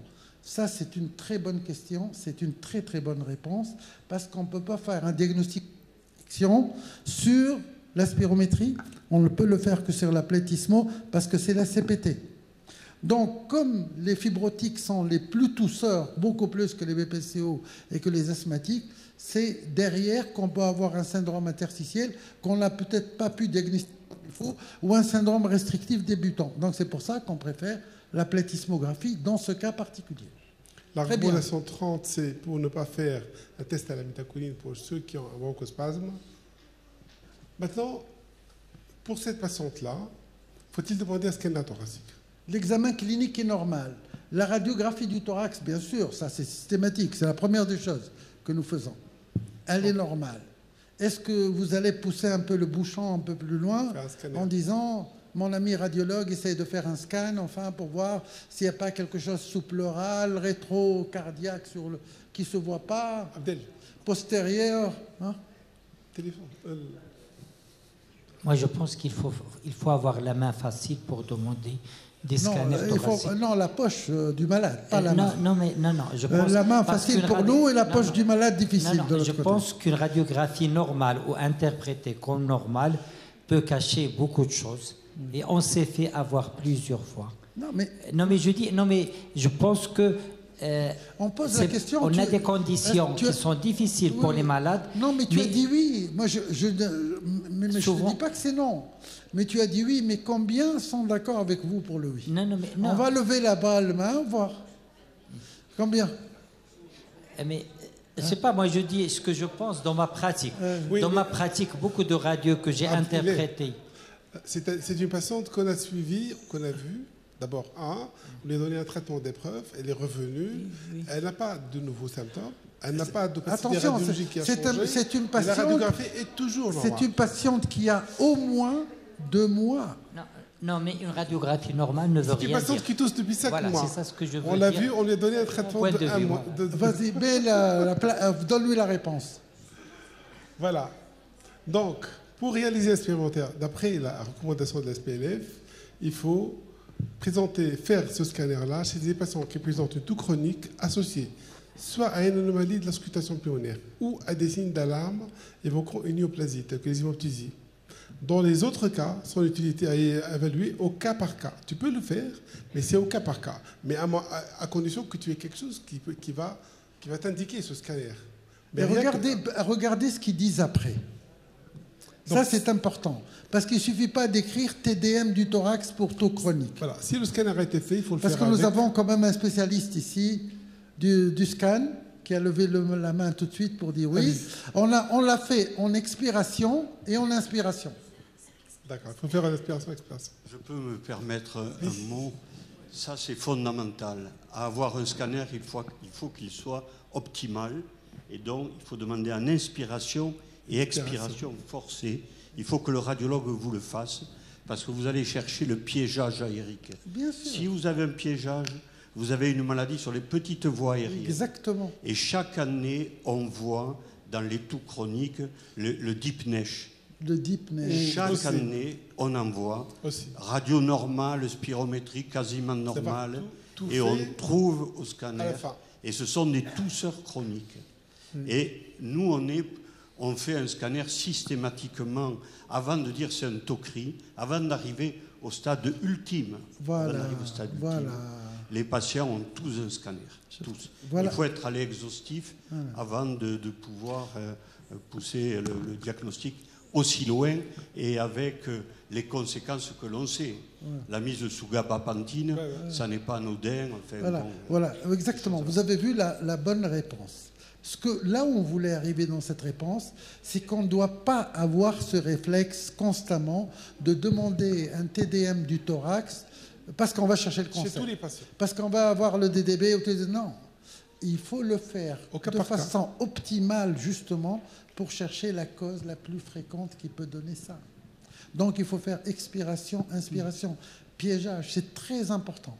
Donc il faut que vous l'écriviez, il faut que vous téléphonez au radiologue pour lui dire « Faites attention, faites-moi ça parce que je suis dans un contexte de tout chronique ». C'est ça, c'est avec ça qu'on doit sortir. Dans la conduite à tenir, c'est les messages que je veux passer, comme la plétismographie. C'est le message qu'on veut passer. Si vous faites une spirométrie, elle est normale, non. Le CPT m'a index. C'est aussi la recommandation de l'ERS qui dit qu'il ne faut pas faire un scanner chez des patients qui n'ont pas qui ont une radiographie normale ou qui n'ont pas d'anomalie à l'auscultation. Voilà. Donc c'est les deux, ils sont... Mais c'est des cas par cas, si vous êtes vraiment... Pour celui qui a l'oreille, parce que malheureusement, nous, on a travaillé sans matériel d'imagerie de qualité. Donc les jeunes qui sont comme vous, vous n'êtes pas obligé d'avoir une oreille aussi fine que la nôtre, parce qu'à l'hôpital de l'Arena, Mejdela, d'ailleurs, il est beaucoup plus jeune que moi, parce que c'est notre élève, il peut vous dire qu'on est resté dans un hôpital en train de travailler à l'époque 3 mois sans radio. Sans radio, c'est-à-dire qu'on n'avait pas de radio pour 600 malades. On n'avait pas la radio du thorax, c'est le 10-10, hein, pas le grand format, on avait le 10-10. Donc l'oreille s'applique. Et justement, dans la maladie des petites voies aériennes, dans l'auscultation, il y a un bruit très particulier. Ce n'est pas des crépitants, ce n'est pas de crépitant, ce n'est pas des ronflements. C'est des miaulements ou des piaulements. C'est un petit chat qui crie. Et ça, vous n'avez pas de chance d'être près de moi. Peut-être dans ma pratique quotidienne, je vous aurais fait ausculter ça. Toute votre vie, vous l'aurez à l'oreille, parce que moi, on me l'a fait ausculter. Donc, toute ma vie, j'ai à l'oreille. Maintenant, les malades viennent me voir, j'ausculte, je sens ce bruit qui est différent, et je dis, ça, c'est une maladie de plusieurs aérienne. Je ne vois pas le DM 2575, avec ça uniquement. C'est des miaulements, c'est des piaulements, c'est comme ça, tu vois. C'est un bruit particulier qui est justement de cette zone, qui est une zone membraneuse, ce n'est pas une zone cartilagineuse, parce qu'elle a tendance à s'aplatir. Voilà. Alors, vas-y, Zohair. Elle t'a demandé si c'est expiratoire ou inspiratoire. C'est inspiratoire et expiratoire. Demain, quand c'est samedi, je vais présenter la BPCO. Je vais vous montrer un schéma de physiopathologie très particulier sur cette donnée-là, d'ailleurs. Alors, est-ce qu'on fait d'autres examens chez cette patiente-là? Quels sont les autres examens? Donc, on a vu qu'elle avait une rhinite, on l'avait traitée, elle avait également signe de reflux qu'on avait traité, oui. Si je peux me permettre, juste, dans les médicaments qui font tousser, il y a un nouveau médicament qui est la sitagliptine. Oui. Le Januvia, qui est un médicament antidiabétique, qui fait tousser. Exactement. Qui fait tousser. Celui-là, il ne faut pas l'oublier. Exactement. Parce qu'on pense toujours à l'inhibiteur de l'enzyme. Oui, exactement, exactement. C'est un médicament. C'est la sitagliptine, c'est antidiabétique. Exactement. Les ARA2 ne font pas tousser, quasiment vraiment. Les sartans, parfois, exceptionnellement. Mais pensez à la sitagliptine parce que parfois, c'est ce médicament qui est en cause. C'est le laboratoire, justement, qui fait le singulaire, qui a mis en place ce médicament. Si cette patiente garde des symptômes ORL, est-ce que vous allez jusqu'à lui faire des examens, rhinoscopie? Voilà. Parce que nous, on avait donné un traitement plutôt probabiliste, mais elle garde ses symptômes. Donc, on ira explorer. Donc, parmi les autres examens, on fera une rhinoscopie, par exemple. On pourra peut-être l'ORL, s'il va demander, par exemple, un cone beam également pour voir. C'est-à-dire qu'on va agir en fonction. Nous, on avait donné un traitement probabiliste. Après, on est passé au traitement, à la deuxième traitement de deuxième intention, qui va nous exiger à faire des examens en fonction de la symptomatologie qu'elle a. Donc, c'est des examens à faire. Si jamais on n'a pas des signes des signes d'appel, enfin, quoi que ce soit. Le seul signe qui reste, c'est la toux qui est sèche, qui est persistante. Dans ce cas particulier, on va le voir après, qu'est-ce qu'on va faire? Alors, on pourra faire une spirométrie avec test de réversibilité chez les patients qui présentent une toux chronique avec ou non des symptômes évocateurs. Si on a des éléments en faveur des activités bronchiques, même si on avait donné ça, on pourra compléter par faire la spirométrie. On pourra également, certains experts proposent de faire un test avec le phéno pour voir s'il y a vraiment, si jamais l'équipement est disponible. Sauf que je vais vous dire, le NO exhalé, parce qu'il y a une topographie de sa sécrétion. Il n'est pas sécrété dans toute la bronchique. Le NO exhalé est malheureusement sécrété dans la partie moyenne des bronches. Donc si vous avez cette fameuse toux dont on parle, d'hyperréactivité surtout haute, vous avez des NO exhalés qui vont être faibles. Le NO exhalé, c'est peut-être un examen qui permet de trancher, si vous voulez, sur l'asthme quand on n'a pas donné préalablement. Mais il ne va pas régler le problème de la toux chronique parce que positionnellement, géographiquement, la partie où il est sécrété, épithélia, c'est une partie qui est dans les branches moyennes. C'est là où l'asthme, d'ailleurs. C'est là où on a la bronchoconstriction. Parce qu'on ne peut pas avoir des bronchoconstrictions dans les parties cartilagineuses. Donc on les a dans les parties semi-cartilagineuses et membranes. Donc c'est là, donc c'est bien le NO exhalé pour l'asthme, mais ce n'est pas lui qui va déterminer, si vous voulez, la toux en elle-même, c'est-à-dire au niveau de la chronicité. Voilà. Oui. Et donc là, on fera ici une consultation ORL, on l'avait dit, si jamais la patiente garde des symptômes ORL, après avoir lui donné un traitement probabiliste. Donc si on avait résolu le problème ORL avec le traitement qu'on avait donné, là, il faut chercher autre chose. Donc ce n'est pas vraiment la rhinite qui explique ça. Donc mais juste, j'insiste sur ce qu'a dit Mme Yassine tout à l'heure, l'investigation des sinus est capitale. C'est un point capital. Si vous avez un nez, des signes au niveau du nez, le sinus est capital parce qu'il change totalement l'approche thérapeutique. La persistance des symptômes ORL, après traitement probabiliste, impose d'explorer les patients. Donc, après, on va... Sally, vas-y. Non, mais ça pour vous dire, regardez quand est-ce que ce monsieur s'est intéressé au problème. En 1981. L'adage d'Erwin, qui est un monsieur qui vit en Pennsylvanie, chez un non-fumeur. Regardez ce qu'il avait dit en 81, mais lui avait déjà depuis pris le relais sur quelqu'un, un Anglais qui, dans les années 60, a dit attention, il va y avoir naissance d'une pathologie qui s'appelle la toux chronique. Qui ne sera pas en rapport, et elle a dit comme ça, qui ne sera pas en rapport justement avec les pathologies classiques. Alors lui, qu'est-ce qu'il dit? Chez un non-fumeur qui ne prend pas d'IEC, et dans la radio du thorax normal, une toux chronique dans 86 liée à un upper way, c'est-à-dire une toux, un syndrome de toux en rapport avec les voies aériennes supérieures. D'où l'intérêt, quand on est dans l'impasse, d'aller systématiquement vers qui? L'ORL, exactement. Donc, la case ORL devient une case importante. Et il dit autre chose, une cause peut en cacher une autre. C'est-à-dire, c'est pas parce que vous avez très bien un reflux, vous allez dire « Ah, alhamdoulilah, le reflux, c'est fini, on va le bombarder. » Non. Il faut se dire, le reflux ne peut pas avoir cette symptomatologie qui va traîner autant. C'est pas possible. C'est comme si, quand vous avez des problèmes cardio-respiratoires, si vous n'avez pas la dyspnée qui s'explique par le poumon, c'est que le cœur participe. Et si le cœur n'explique pas la dyspnée, c'est que le poumon participe. On va chercher l'hypertension artérielle pulmonaire qui, elle, peut jouer le jeu. Donc, vous voyez un peu, là, c'est le cas. Disparition de la toux dans la majorité des cas grâce à un traitement spécifique. Là, déjà, il n'était pas en rapport, tu vois, je voulais dire, il était anachronique par rapport à aujourd'hui. Parce qu'aujourd'hui, justement, les traitements spécifiques ne font rien du tout. Et vous allez voir que ça ne fait rien. Alors, on arrive maintenant au clou de la soirée. 3 mois après, la patiente continue à tousser. Rien à faire. On a tout fait, elle continue à tousser, la pauvre. Elle tousse dans sa cuisine, malheureusement. On a mis la cuisine exprès parce que c'est l'endroit le plus pollué de la maison en matière d'odeur, d'épices, de fumée, d'exposition, de tout. Alors, l'image qui m'a le plus intéressé, c'est qu'elle portait une couverture, c'est que dans sa tête, elle est toujours en rapport avec le refroidissement, alors que ce n'est pas le froid du tout. Vas-y. Alors, on a fait tout sur cette patiente. On est à 6 à 12 semaines de traitement, d'exploration. Alors, de quelle pathologie souffre cette patiente? Est-ce que pour vous, c'est un asthme infraclinique? Est-ce que c'est une rhinosinusiite chronique? Est-ce que c'est une toux chronique réfractaire? C'est rien du tout. Est-ce qu'elle n'a rien, mais elle continue à tousser? Qui va se mouiller? On a fait, on a tout fait, on n'a rien trouvé. Donc elle a eu même son scanner. Elle continue à tousser, elle n'avait rien. Elle a eu son scanner et même son médecin qui l'a envoyé. On n'a rien à se mettre sous la dent. On est passé à la deuxième phase. On a fait les examens qu'il faut, mais la patiente continue à tousser.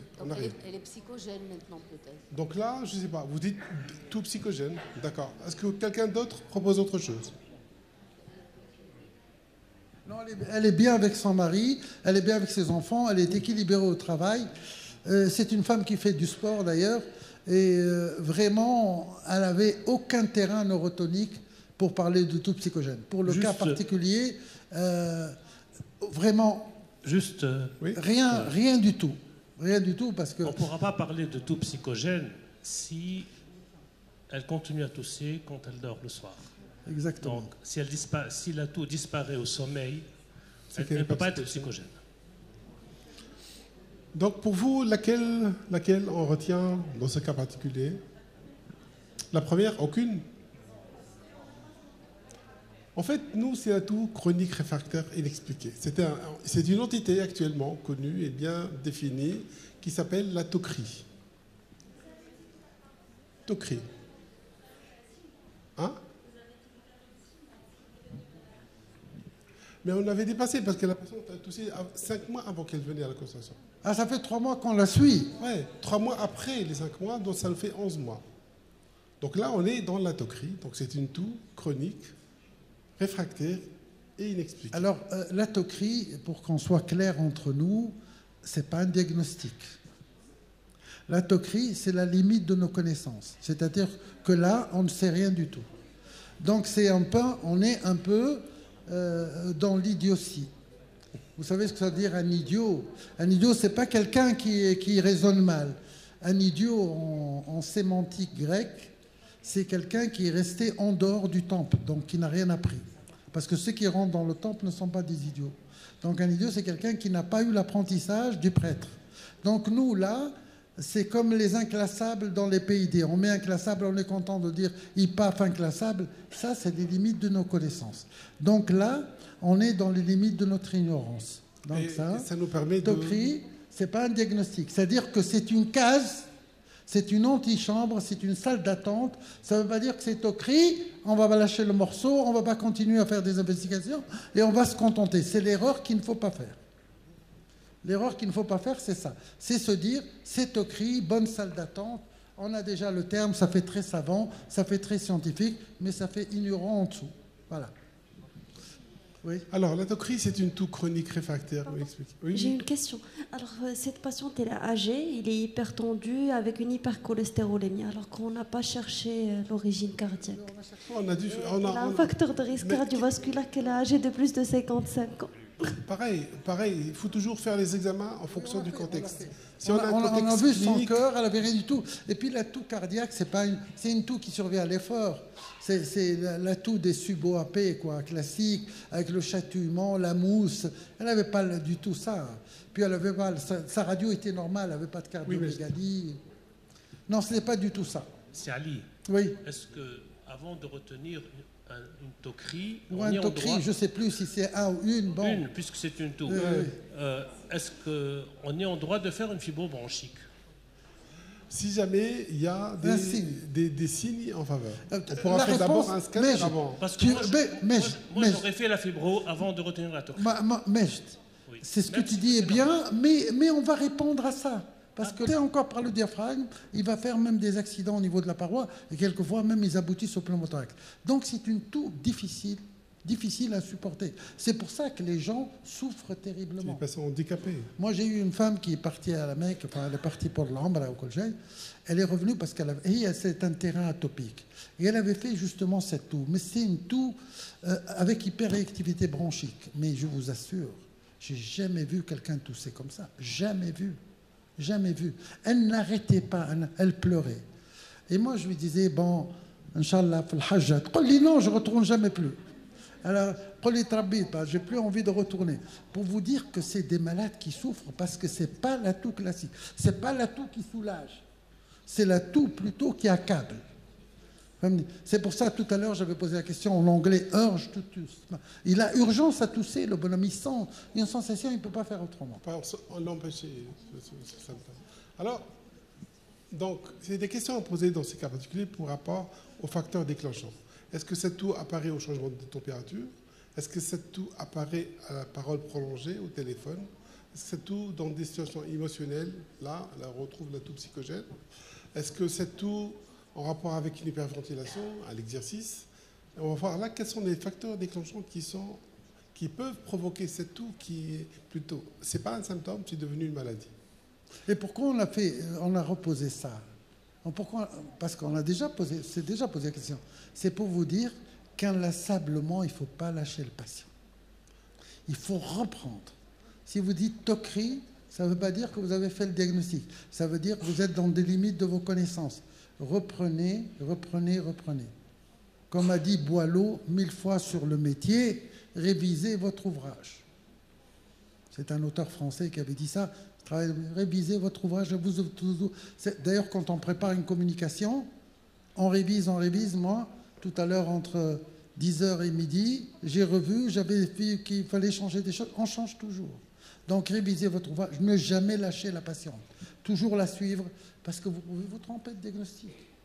Et aussi savoir retrouver quels sont les facteurs qui peuvent déclencher. Vous voulez dire quelque chose? On va demander à la patiente de les éviter.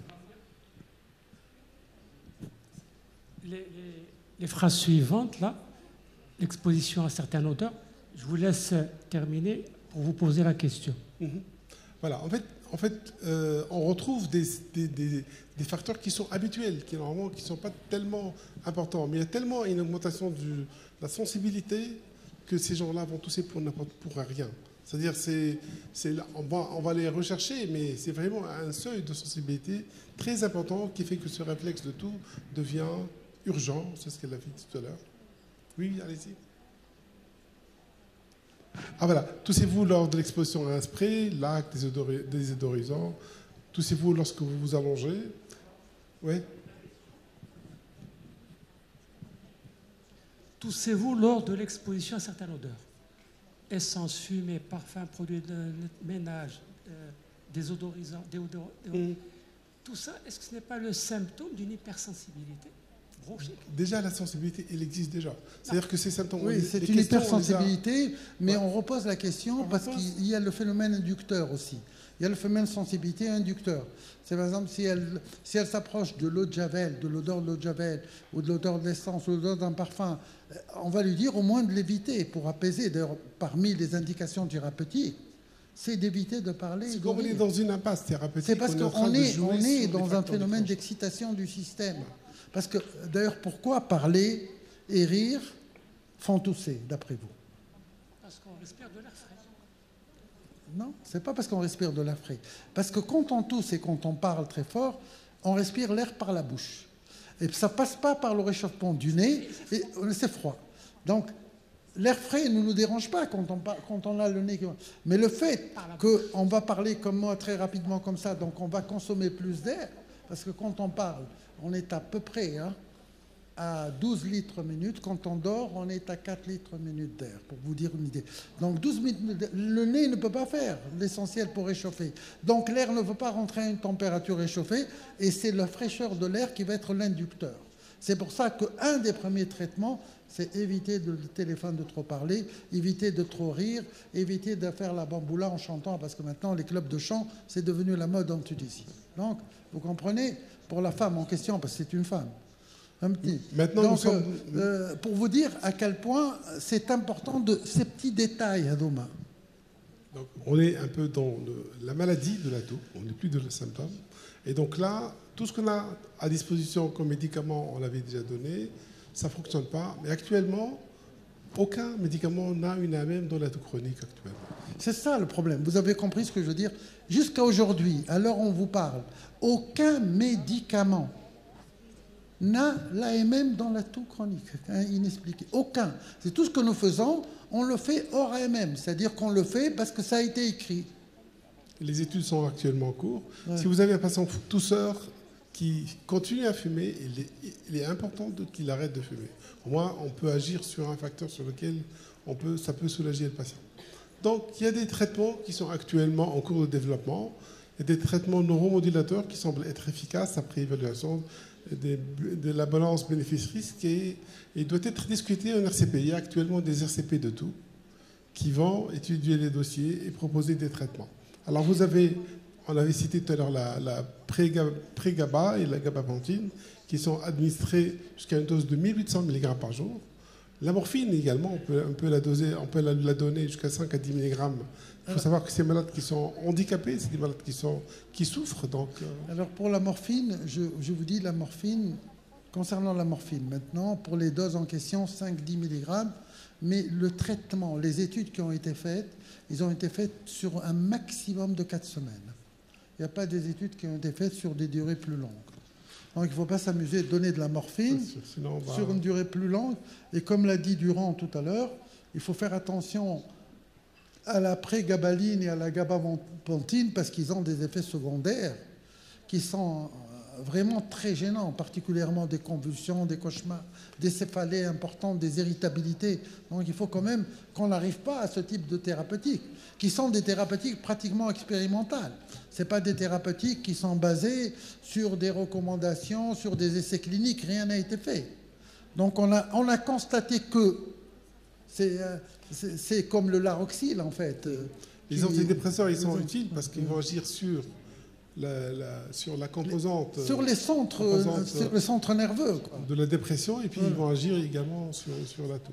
Alors il y a des médicaments qui sont actuellement en cours de développement. On diminue ce qu'on appelle l'efférence, de la conduction du stimuli. Autre chose, il ne faut pas utiliser la codéine ou les antitussifs habituellement prescrits dans la toux aiguë. On n'est pas dans le même répertoire, c'est des médicaments qui sont inefficaces. Donc il ne faut pas les utiliser. Oui, alors surtout pas vous amuser à prendre toutes ces herbes-là qu'on nous communique aujourd'hui dans les sirops. Il y a je ne sais pas quoi, il y a ce produit-là, il y a du tilleul, ça ne sert à rien. C'est faire dépenser de l'argent aux patients qui ne sert à rien. Imaginez des patients qui vont prendre pendant 6 mois des sirops à la codéine, ils vont être de l'addiction à la codéine. Voilà, exactement. Alors maintenant, c'est une toux, persistance de la toux sous corticothérapie nasale et inhalée, etc. Est-ce que vous avez d'autres examens réalisés qui sont là? Qu'est-ce qu'on fait chez cette patiente? Est-ce qu'on fait autre chose? Comme a dit le professeur Majed tout à l'heure, est-ce que la fibroscopie bronchique vous paraît être un examen systématique dans ça? Vous allez avoir un scanner normal, une spirométrie normale. On a donné un traitement corticothérapie nasale et inhalée. Tu ne fais pas. Tu le fais quand même. La fibroscopie. Bon, en sachant que, je ne sais pas si vous avez eu l'occasion d'avoir fait des fibroscopies à ces patients, mais ce n'est pas facile du tout à faire. Il faut le faire en anesthésie générale, parce que ce ne sont pas des patients qui vont rester tranquilles en local. Hein. Ce n'est pas du tout recommandé, vous risquez d'avoir des accidents. Donc, anesthésie générale pour ces patients. Hein. Ça va peut-être vous surprendre, mais chez cette patiente-là, on ne fait rien du tout. Ni IgE, ni fibroscopie bronchique, ni échographie, rien du tout. On a tout exploré, on a fait 8 mois avec cette patiente, on avait fait tout ce qu'il fallait, on a recherché les éléments qui orientent vers une pathologie pour faire les explorations. Là, on est au stade de TOCRI. On n'avait rien sur la douleur. La fibroscopie, si on a des éléments objectifs, nous avons un scanner qui est normal. Nous avons un examen qui est normal. Hein? Parce que là, vous allez le retrouver au scanner. Scanner thoracique, vous allez trouver une opacité. S'il y a une tumeur, on va le retrouver au scanner. Une tumeur endoluminale. Bon. Endoluminale aussi, on va le retrouver au scanner. Ça serait une opacité. Bon, on va projeter l'autre plaque, comme ça ils comprendront. Bon. Gérard, s'il te plaît, pour les tumeurs de la trachée, est-ce qu'on peut passer à côté et ça peut donner parfois la toux chronique. Oui, on peut toujours passer à côté d'une petite lésion Non, mais tumeur de la trachée. Ça, c'est évident. Nous, c'est systématique, l'endoscopie. Avant de dire c'est un TOCRI, pour arriver au dernier stade, voilà moi, je vous dis... On a des cas de cancer. On a eu un cas, normalement, il est dans le topo de l'hémoptysie de demain, mais je l'ai enlevé parce qu'on n'a pas beaucoup de temps, mais où le scanner est normal. Et j'ai l'image endoscopique où on voit un néo d'un éperon. Mais c'est retrouvé au scanner. Non. Il n'y a rien au scanner. Scanner, tu avais des lésions de BPCO. Donc on pourra chez cette patiente justifier un scanner et fibroscopie bronchique. Voilà, donc s'il vous plaît, par rapport au scanner, je pense qu'il faut insister à le faire passer à partir de la base du cou. Cervico-thoracique. Oui, il faut insister sur le faire passer au niveau du cou. Il faut explorer les deux étages. Cervico-thoracique. Voilà, parce que moi dernièrement j'ai eu un kyste thyréoglose qui était... Donc là, dans la recommandation de l'ERS, c'est un accord professionnel, il est suggéré que lorsqu'une fibroscopie est réalisée, on peut faire la fibroscopie, on peut vous faire plaisir pour faire la fibroscopie. Donc il faut quand même faire des prélèvements microbiologiques. Lavage bronchique, bronchoalvéolaire, mais c'est des patientes qui toussent depuis 8 mois, ça va être un peu difficile. Donc c'est un examen à faire sous anesthésie générale et c'est vraiment très invasif. Et la patiente on va aggraver la toux dans les suites de la fibroscopie bronchique. Ouais. Donc si jamais on va le faire, il faut le faire totalement avec le lavage, les biopsies étagées et tout. Voilà, juste un petit mot. Vous savez, Dima, Choufou, le niveau de preuve. Parce que si on vous dit c'est un grade A, ça veut dire quoi un grade A? C'est-à-dire que cet examen est indispensable pour avancer et qu'on est sûr de trouver quelque chose avec. Si c'est un accord professionnel, c'est un peu l'excitation de notre président. Moi, je fais. Donc, lui, il fait. Moi, je fais. Toi, tu fais. L'autre, il fait. Ça, c'est... Dans notre pratique quotidienne, on voit la médecine par le trou de la serrure. Quand on est dans une pratique, si vous voulez, de recommandation, on voit la médecine avec une fenêtre ouverte et tous les horizons. Vous avez 4000, 5000 patients, vous faites les examens, et puis vous allez trouver sur 5000 TOCRI, il y a 4 où il y a une tumeur de la trachée, par exemple. Ce n'est pas suffisant pour faire un grade, si vous voulez, A ou B ou C. Donc on fait ce qu'on appelle... Un accord professionnel. Un accord professionnel. C'est-à-dire que moi, je suis convaincu en tant que médecin, parce que n'oubliez pas la conviction du médecin. Le médecin n'est pas tranquille vis-à-vis de ses patients.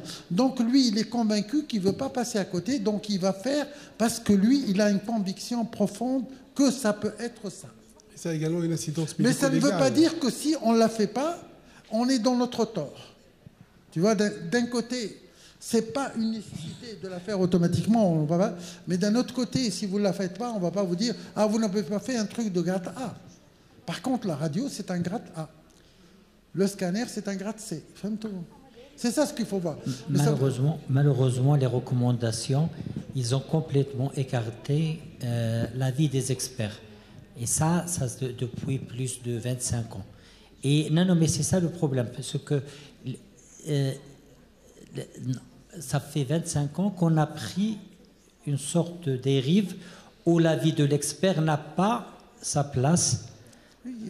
Voilà. Donc le problème, c'est que la recommandation, c'est des recommandations qui sont faites par des gens, des statisticiens qui travaillent sur les recommandations. Mais ce qu'on n'a pas, c'est qu'on n'a pas les critères de l'expert. On a les critères de la recommandation, parce que c'est des calculs mathématiques, statistiques, qui sont devenus sur des méthodes d'approche méthodologique, si vous voulez, pour faire telle ou telle chose. Mais l'expert, qu'est-ce que ça veut dire? Si un jour on arrive à me définir quel est l'expert dans telle ou telle matière, je vais vous dire quelle est la marge d'erreur d'un expert. Je vais vous citer le cas. On a fait des études chez des experts dans l'asthme.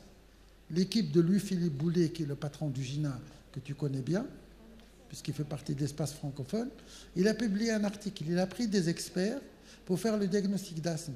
38% d'erreurs. Des experts. Donc le terme d'expert est Moi je dis conviction du médecin, parce que le médecin a quand même un package de connaissances. Il a un package d'expérience, parce que l'expérience que moi j'ai, vous ne l'avez pas, vous avez plus d'expérience, elle en a moins. Donc, et puis, le vécu n'est pas le même. Si on vit, par exemple, au Maroc ou en Tunisie, notre vécu de la tuberculose est beaucoup plus important que celui qui est à l'OMS, qui me parle d'infection de tuberculose latente. Alors que nous, on a un problème de traiter nos tuberculeux qui crachent des bécasses du matin au soir. Donc on n'est pas dans le même fil. C'est pour ça que on ne peut pas ramener à soi les indications, il faut les ramener à la généralité. Même si dans ma pratique courante, je ne recommande pas toujours les recommandations. Parce que ce qu'on essaye de faire, je m'excuse de déborder un tout petit peu, c'est qu'on essaye de prendre le malade et de le mouler dans la recommandation. Non, c'est le GINA qui doit se mouler au patient. Nous, pourquoi on fait ça? Parce que dans l'enseignement, on vous oblige à un côté médical de soumission aux recommandations. Si vous ne faites pas ça, vous n'êtes pas dans les normes. Mais moi, je partage ton avis. Toi, tu raisonnes comme le médecin praticien, et je suis tout à fait d'accord avec toi. Mais simplement, on est obligé de rester de ce que disent les recommandations quand on fait de l'enseignement, quand on partage des connaissances. On ne peut pas faire autrement.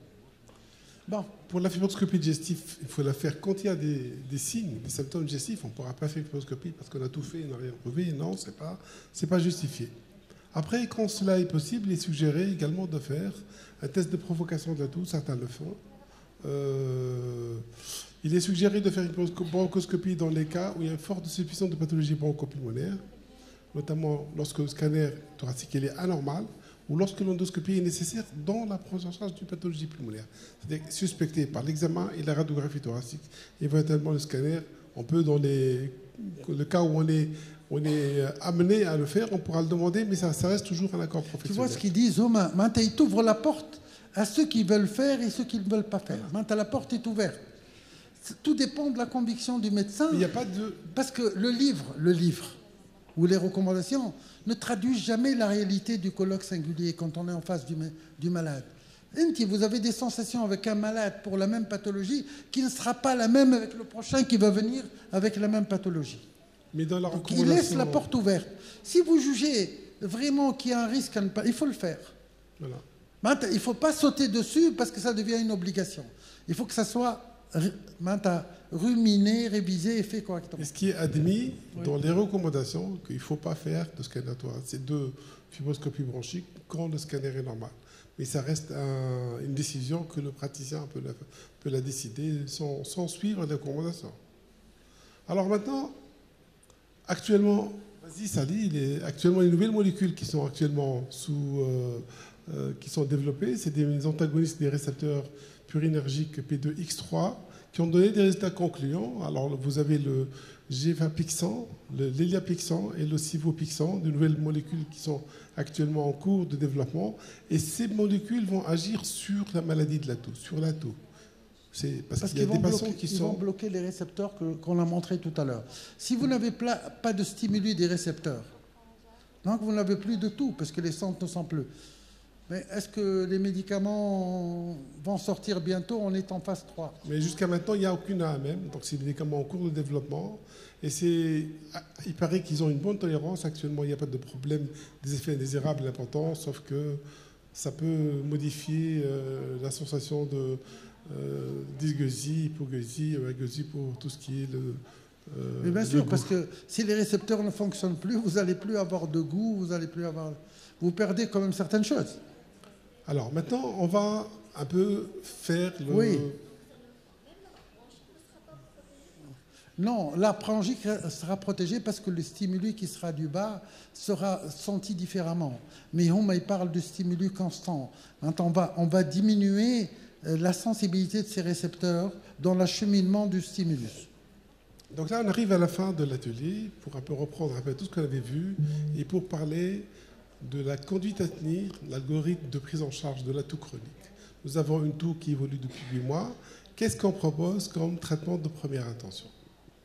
Alors, on a vu évaluer la toux sur le plan évaluation analogique. On a recherché des complications, on a pris en charge des complications, on a fait une radiographie thoracique, et à partir de là, est-ce qu'on a des signes d'alarme interrogatoire? Est-ce qu'il y a des signes qui orientent vers autre chose? On va faire des examens en fonction de ce qu'on avait trouvé. Est-ce que la radio, il y a une anomalie qu'il faudra rechercher également? Maintenant, si vous avez déjà ceci, vous avez l'interrogatoire, des hémoptysies, vous avez des signes qui évoquent une autre pathologie, là, on va demander une prise en charge spécifique. Vous allez me dire, je m'attarde un peu là, vous allez me dire 8 semaines, ils entraînaient, tout ça. Eh bien, notre ami Majed nous racontait l'histoire, justement, tout à l'heure de quelqu'un qui avait justement un adénoca et qui a traîné pendant 10 semaines, plus de 10 semaines, et c'était évident sur le scanner. Le scanner a été mal lu par le radiologue, par 2 pneumologues, par le médecin généraliste, et le malade a traîné. Il lui a fallu pratiquement 2 mois. C'est pour ça qu'on insiste sur cette première étape. Parce que vous allez me dire, 8 semaines pour faire tout ça? Non, c'est pas vous qui l'avez vu, c'est qu'il a traîné. Il a été vu par un autre médecin. C'est pas vous, il a traîné. Donc vous êtes obligé de réviser pour voir. Si vraiment on se rend compte qu'il a ça, eh ben dans la prise en charge spécifique, on ne va pas commencer à aller plus bas. Il y a des éléments qui vont ressortir à l'interrogatoire ou bien à l'examen, à la radio. Dans ce cas particulier, c'est simple, il faut envoyer le malade vers une prise en charge spécifique, peut-être tout rapport avec la séance cardiaque qui vont l'envoyer le cardiologue, ORL, gastro, etc.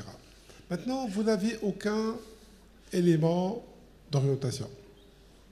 Dans ce cas particulier, si le patient fume, il faut qu'il arrête le tabac. S'il prend des médicaments antifigènes, il faut également les arrêter pendant 4 semaines. Et avec ça, il faut rechercher les causes les plus fréquentes, qui sont la rhinosinusite, par l'interrogatoire, l'examen physique et la nasofibroscopie, l'asthme, l'hyperactivité bronchique, par également l'interrogatoire, l'examen physique, la spirométrie, le phéno s'il est indispensable, si on l'a. Il faut également rechercher un reflux. Donc les 3 pathologies les plus fréquentes de la toux chronique sont le reflux, l'asthme et la rhinosinusite. Vous voyez que le cancer n'existe pas. Hein. Vous avez vu, le cancer, ce n'est pas quelque chose qui fait tousser. Hein. Ça fait plus tousser. Et le médicament, bien sûr, parce que le médicament, c'est beaucoup plus facile. On a le réflexe de demander. Ce n'est pas une raison, pardon. Hein? Mais ce n'est pas une raison suffisante. Pardon? Même s'il n'est pas une cause fréquente, ce n'est pas une raison suffisante pour ne pas le Mais voilà, signe d'alarme. Voilà. Parmi les signes d'alarme de l'interrogatoire, c'est ça. Voilà. Donc maintenant, on est dans la phase d'exploration de première intention, mais on a une persistance de la toux malgré tout le traitement qu'on avait donné. Alors, on donne un traitement probabiliste. On l'a vu tout à l'heure. Si c'est une rhinosinusite, lavage du nez, corticothérapie inhalée et antihistamique, ou antihistaminique, s'il y a vraiment une atopie associée, certainement. De l'asthme, corticothérapie inhalée avec plus ou moins... Vous avez vu ce que j'ai dit tout à l'heure pour les bronchodilatateurs, je vous ai dit, pendant au moins 4 semaines. Reflux, traitement anti-reflux pendant au moins 8 semaines, avec règles hygiéno-diététiques. Et dans tous les cas, il faut toujours éviter les facteurs favorisants et déclenchants de la toux et faire de l'éducation thérapeutique. Donc là, on est au niveau de l'exploration de première intention d'une toux chronique. On s'arrête là, le patient, il tousse encore. Donc, on n'a pas de diagnostic, on est dans une toquerie. Donc, toux chronique, réfractaire, il n'y a pas de diagnostic et il n'y a pas d'amélioration. Dans ce cas, on est amené à faire une exploration de deuxième intention. Cette exploration de deuxième intention comprend, en fonction du contexte, on ne va pas la faire chez tous les malades. Si le malade a une pathologie digestive, on va faire une exploration digestive. Si la radiographie thoracique ou bien l'examen où on suspecte une pathologie quelconque néoplasique qu'on n'aurait peut-être pas vue à la radio, pourra, en fonction de un accord professionnel, faire un scanner thoracique. La fibroscopie également bronchique, ça dépend du professionnel. S'il est vraiment, il est toujours angoissé de passer à côté d'une tumeur, il fera une fibroscopie bronchique. L'endoscopie bronchique, si on suspecte une pathologie respiratoire, sur les éléments qui sont objectifs. Ce n'est pas vraiment des éléments objectifs, c'est le professionnel qui va le demander, mais ce n'est pas cité dans les recommandations. Ce n'est pas recommandé de faire une fibroscopie bronchique si on a un scanner normal. Maintenant, on peut évaluer le sommeil si on suspecte une pathologie du trouble du sommeil. On pourra faire une exploration fonctionnelle laryngée pour le dysfonctionnement du corps vocal également, et d'autres examens en fonction du contexte. Maintenant, avec tout ça, on arrive à donner un traitement si la cause est retrouvée. On arrive à trouver une cause ORL, la cause digestive, etc. Là, on va donner un traitement. Maintenant, si on ne retrouve rien, il n'y a pas d'amélioration dans ce cas. On va discuter des médicaments. Vous avez vu, on a marqué toquerie, et malgré toquerie, on continue. Ça, il faut que vous sortez avec cette idée en tête. Il n'est pas question d'abandonner le patient parce que vous avez marqué toquerie sur son dossier. Tokri, salle d'attente, on continue à explorer, il faut trouver une cause, on a pu ne pas avoir trouvé la cause, il faut toujours être, si tu veux, en état d'alerte. Donc maintenant, absence de cause, discuter les traitements neuromodulateurs, gabapentin, antidépresseurs, actuellement disponibles parce qu'ils n'ont pas d'AMM, ils ne sont pas encore disponibles chez nous. On pourra faire des interventions non pharmacologiques, faire de l'orthophonie, de la kinésithérapie, etc. Si ça peut aider, c'est très important. J'insiste un peu sur la kiné respiratoire, c'est-à-dire lui apprendre à respirer, à mobiliser ses volumes comme il faut, et l'orthophonie. L'orthophonie parce qu'il a des dégâts sur ses cordes vocales. Je dis bien des dégâts. D'ailleurs, j'ai une chanteuse qui malheureusement a presque perdu sa voix, qui est devenue beaucoup plus lourde, beaucoup plus enrouée. L'orthophoniste joue un rôle très important dans le traitement de la toux chronique. Bon, maintenant, on revient à notre cas. On avait donné un traitement spécifique. Si on avait trouvé une cause, on avait donné un traitement, sauf que chez le malade là, il persiste quand même une toux. C'est parce qu'on continue toujours à tousser, après avoir essayé de régler la cause qu'on avait retrouvée. Là, on retourne dans notre case, on fait la même chose. On discute les traitements neuromodulateurs. On n'a pas d'autres possibilités. On donne ce qu'on peut donner. Et c'est malheureusement une situation qui est dans une impasse thérapeutique en attendant d'avoir une nouvelle molécule. Voilà, je crois qu'on avait passé en revue tout cela. Donc, j'ai voulu de nouveau vous montrer ces médicaments que nous devons absolument éviter. Il faut les éviter, ces médicaments, au plus possible. Je les ai repris exprès. Il ne faut pas qu'on arrive à ce stade-là. Il faut qu'on arrive à réguler le malade avant ce stade-là. Parce que ça, c'est des médicaments très agressifs où il n'y a aucune étude pertinente sur le plan recommandation. Donc, c'est vraiment à la tête du patient qu'on va traiter. Et c'est des médicaments qui sont très lourds et très dangereux, où il y a surtout de la pharmacodépendance. Effet secondaire, pharmacodépendance. C'est pas parce qu'actuellement, on en parle comme si c'était un traitement qu'on peut donner facilement. Non, c'est un traitement qu'il faut éviter. Dernière diapo, Zoël. Alors, encore, il faut savoir qu'il n'y a aucun médicament qui a une AMM. Donc, tous les médicaments hors AMM. Il faut partir. Moi, je le dis aux patients. Il n'y a aucune recommandation. Il faut le dire. Il n'y a pas d'AMM, mais on est obligé de traiter parce que voilà ce que dit la littérature. Il faut communiquer avec le patient pour être tranquille. Parce que vous avez toute la famille qui s'inquiète. Quand le patient va voir avec une toux, lui, il ne pense pas au tocri. Il pense cancer, asthme, BPCO. Donc, il est toujours dans les pathologies qui sont des pathologies agressives. Je peux poser une question? Oui, je peux poser deux. Zoraï, bon, une question ou deux. Supposons maintenant qu'on a fait tout le cheminement, qu'on est arrivé à la tocri. Je voudrais que vous me donniez une ordonnance pour mon patient. Qu'est-ce que je vais lui donner parmi tous ces médicaments? Une fois qu'on a la tocri, on a tout éliminé. Moi, j'ai fait quand même la fibro, on a la tocri. Et puis, une fois que j'ai donné cette ordonnance, combien va durer le traitement?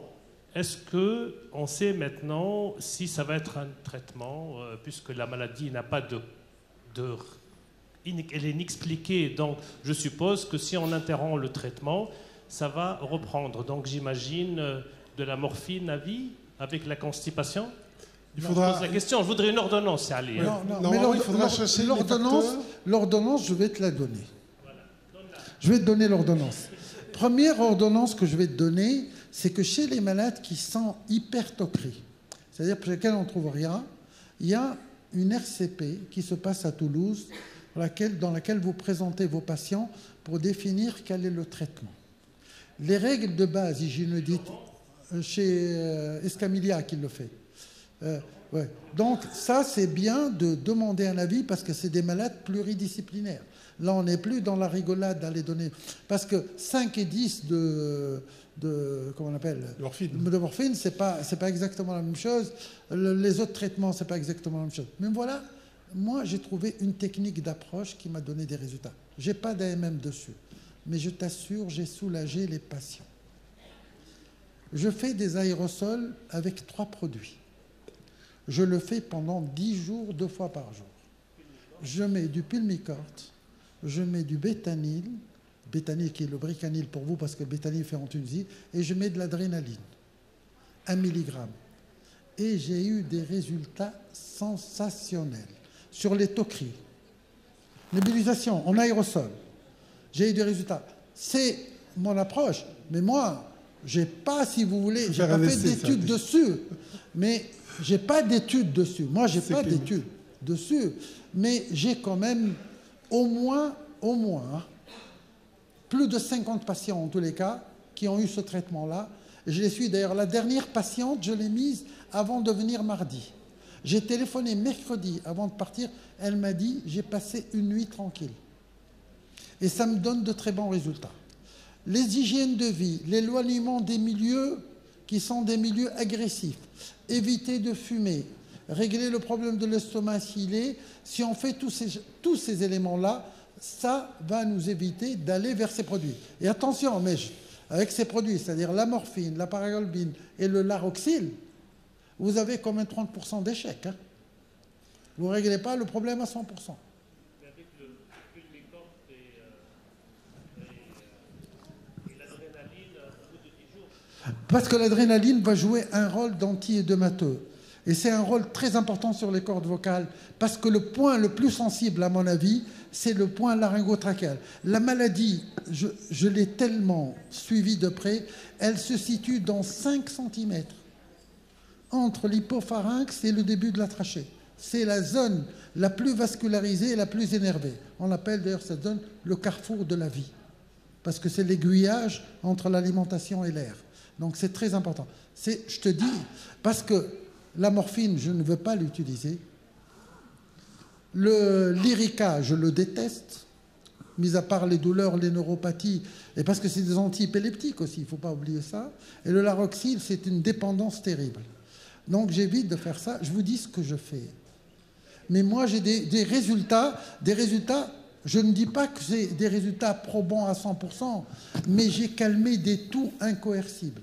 Parce que j'ai fait des efforts avec ces malades. Je les revois d'ailleurs très régulièrement. Et pour ne rien vous cacher, je les revois presque gratuitement, parce que je suis obligé de les revoir pratiquement une fois par mois. J'ai des malades qui traînent maintenant depuis 9 mois. Oui, il y a un autre problème aussi que j'ai constaté, je te donne la parole, Durand, que j'ai constaté, j'ai vu aussi des patients qui brutalement ne toussent plus. Ça, je n'ai pas compris pourquoi aussi. Nous avons vu des cas de toquerie réelle, c'est-à-dire inexpliquée. Puis à un moment donné, il me dit, Wallah, il est baissé. Je ne sais pas ce qui s'est passé, peut-être un problème psychologique, sans changement d'environnement. Mais il n'y a pas, si vous voulez, c'est ce que je dis, j'insiste bien sur, il n'y a pas d'AMM. Il n'y a aucun produit qui a démontré son efficacité à 100%. On ne peut qu'avoir une démarche rigoureuse, excusez-moi, une démarche rigoureuse pour justement combler le vide d'un traitement efficace. On ne peut pas faire autrement. On ne peut pas. Oui, monsieur Durand. Hein?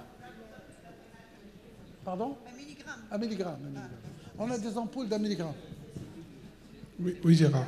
Hein? Roger Escamilla, dont tu as parlé, il adorait prescrire des pastilles pulmol à la menthe. Oui. Ça fait diminuer le réflexe de toux chez ces patients-là. Il a absolument raison. Et donc ça coûte 3 fois rien. Et c'est efficace dans certaines toux. Oui. Juste pour finir, la toux, c'est quand même un énorme mystère, parce qu'il m'a envoyé une vidéo de ce qu'il a appelé une fibromyalgie de la toux. C'est-à-dire c'est une patiente. Exactement. On appuie à un endroit, elle tousse. On appuie à côté, elle ne tousse pas. On appuie dans le dos, en haut, elle tousse. En bas, elle ne tousse pas. Enfin, c'est des histoires absolument incroyables avec la toux. Je vais te dire, sans faire de publicité, j'utilise moi-même des pastilles parallèlement qui sont les pastilles Emser. C'est un produit allemand que tu connais bien parce qu'il est jeune. Mentholé, produit allemand mentholé. Ça soulage terriblement les patients parce qu'on peut prendre jusqu'à 5 à 6 par jour. Et ça donne un excellent résultat.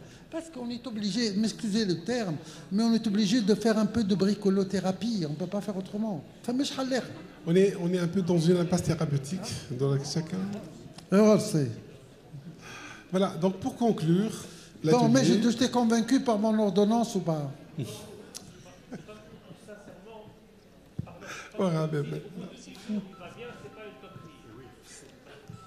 C'est-à-dire qu'on a fait un faux diagnostic. 50 faux. Non, c'est-à-dire que tu as bien soigné tes patients, mais que ce n'était pas une toquerie. puisque la tocrique, ça veut dire quoi? Réfractaire. Tout réfractaire. Oui. Ou inexpliqué. Oui, mais réfractaire inexpliqué, c'est le jour où on comprendra que sa physiopathologie, c'est un excès d'hyperactivité épithéliale, pour ne pas dire bronchique, parce qu'elle peut être nasale, elle peut être ailleurs, qu'on comprend pourquoi ces traitements-là marchent. Mais là, le problème, c'est qu'on est dans la symptomatologie, on n'est pas dans la physiopathologie. Parce qu'il n'y a pas suffisamment de médicaments en regard, c'est une maladie dite orpheline. Les médicaments qui sont en regard ne sont pas des médicaments qui démontrent physiopathologiquement ce que c'est. Lorsqu'on va sortir les antirécepteurs, tu vas voir qu'on va bien comprendre ce que c'est et qu'ils vont la définir sur le plan physiopathologique et tu vas me dire, c'est Ali, tu as eu raison de les traiter comme ça. Non, Voilà. j'ai pas dit que tu n'avais pas raison. J'ai dit que c'est pas une tocrique. Voilà, on va finir. C'était un excellent... Bon, je vous remercie infiniment.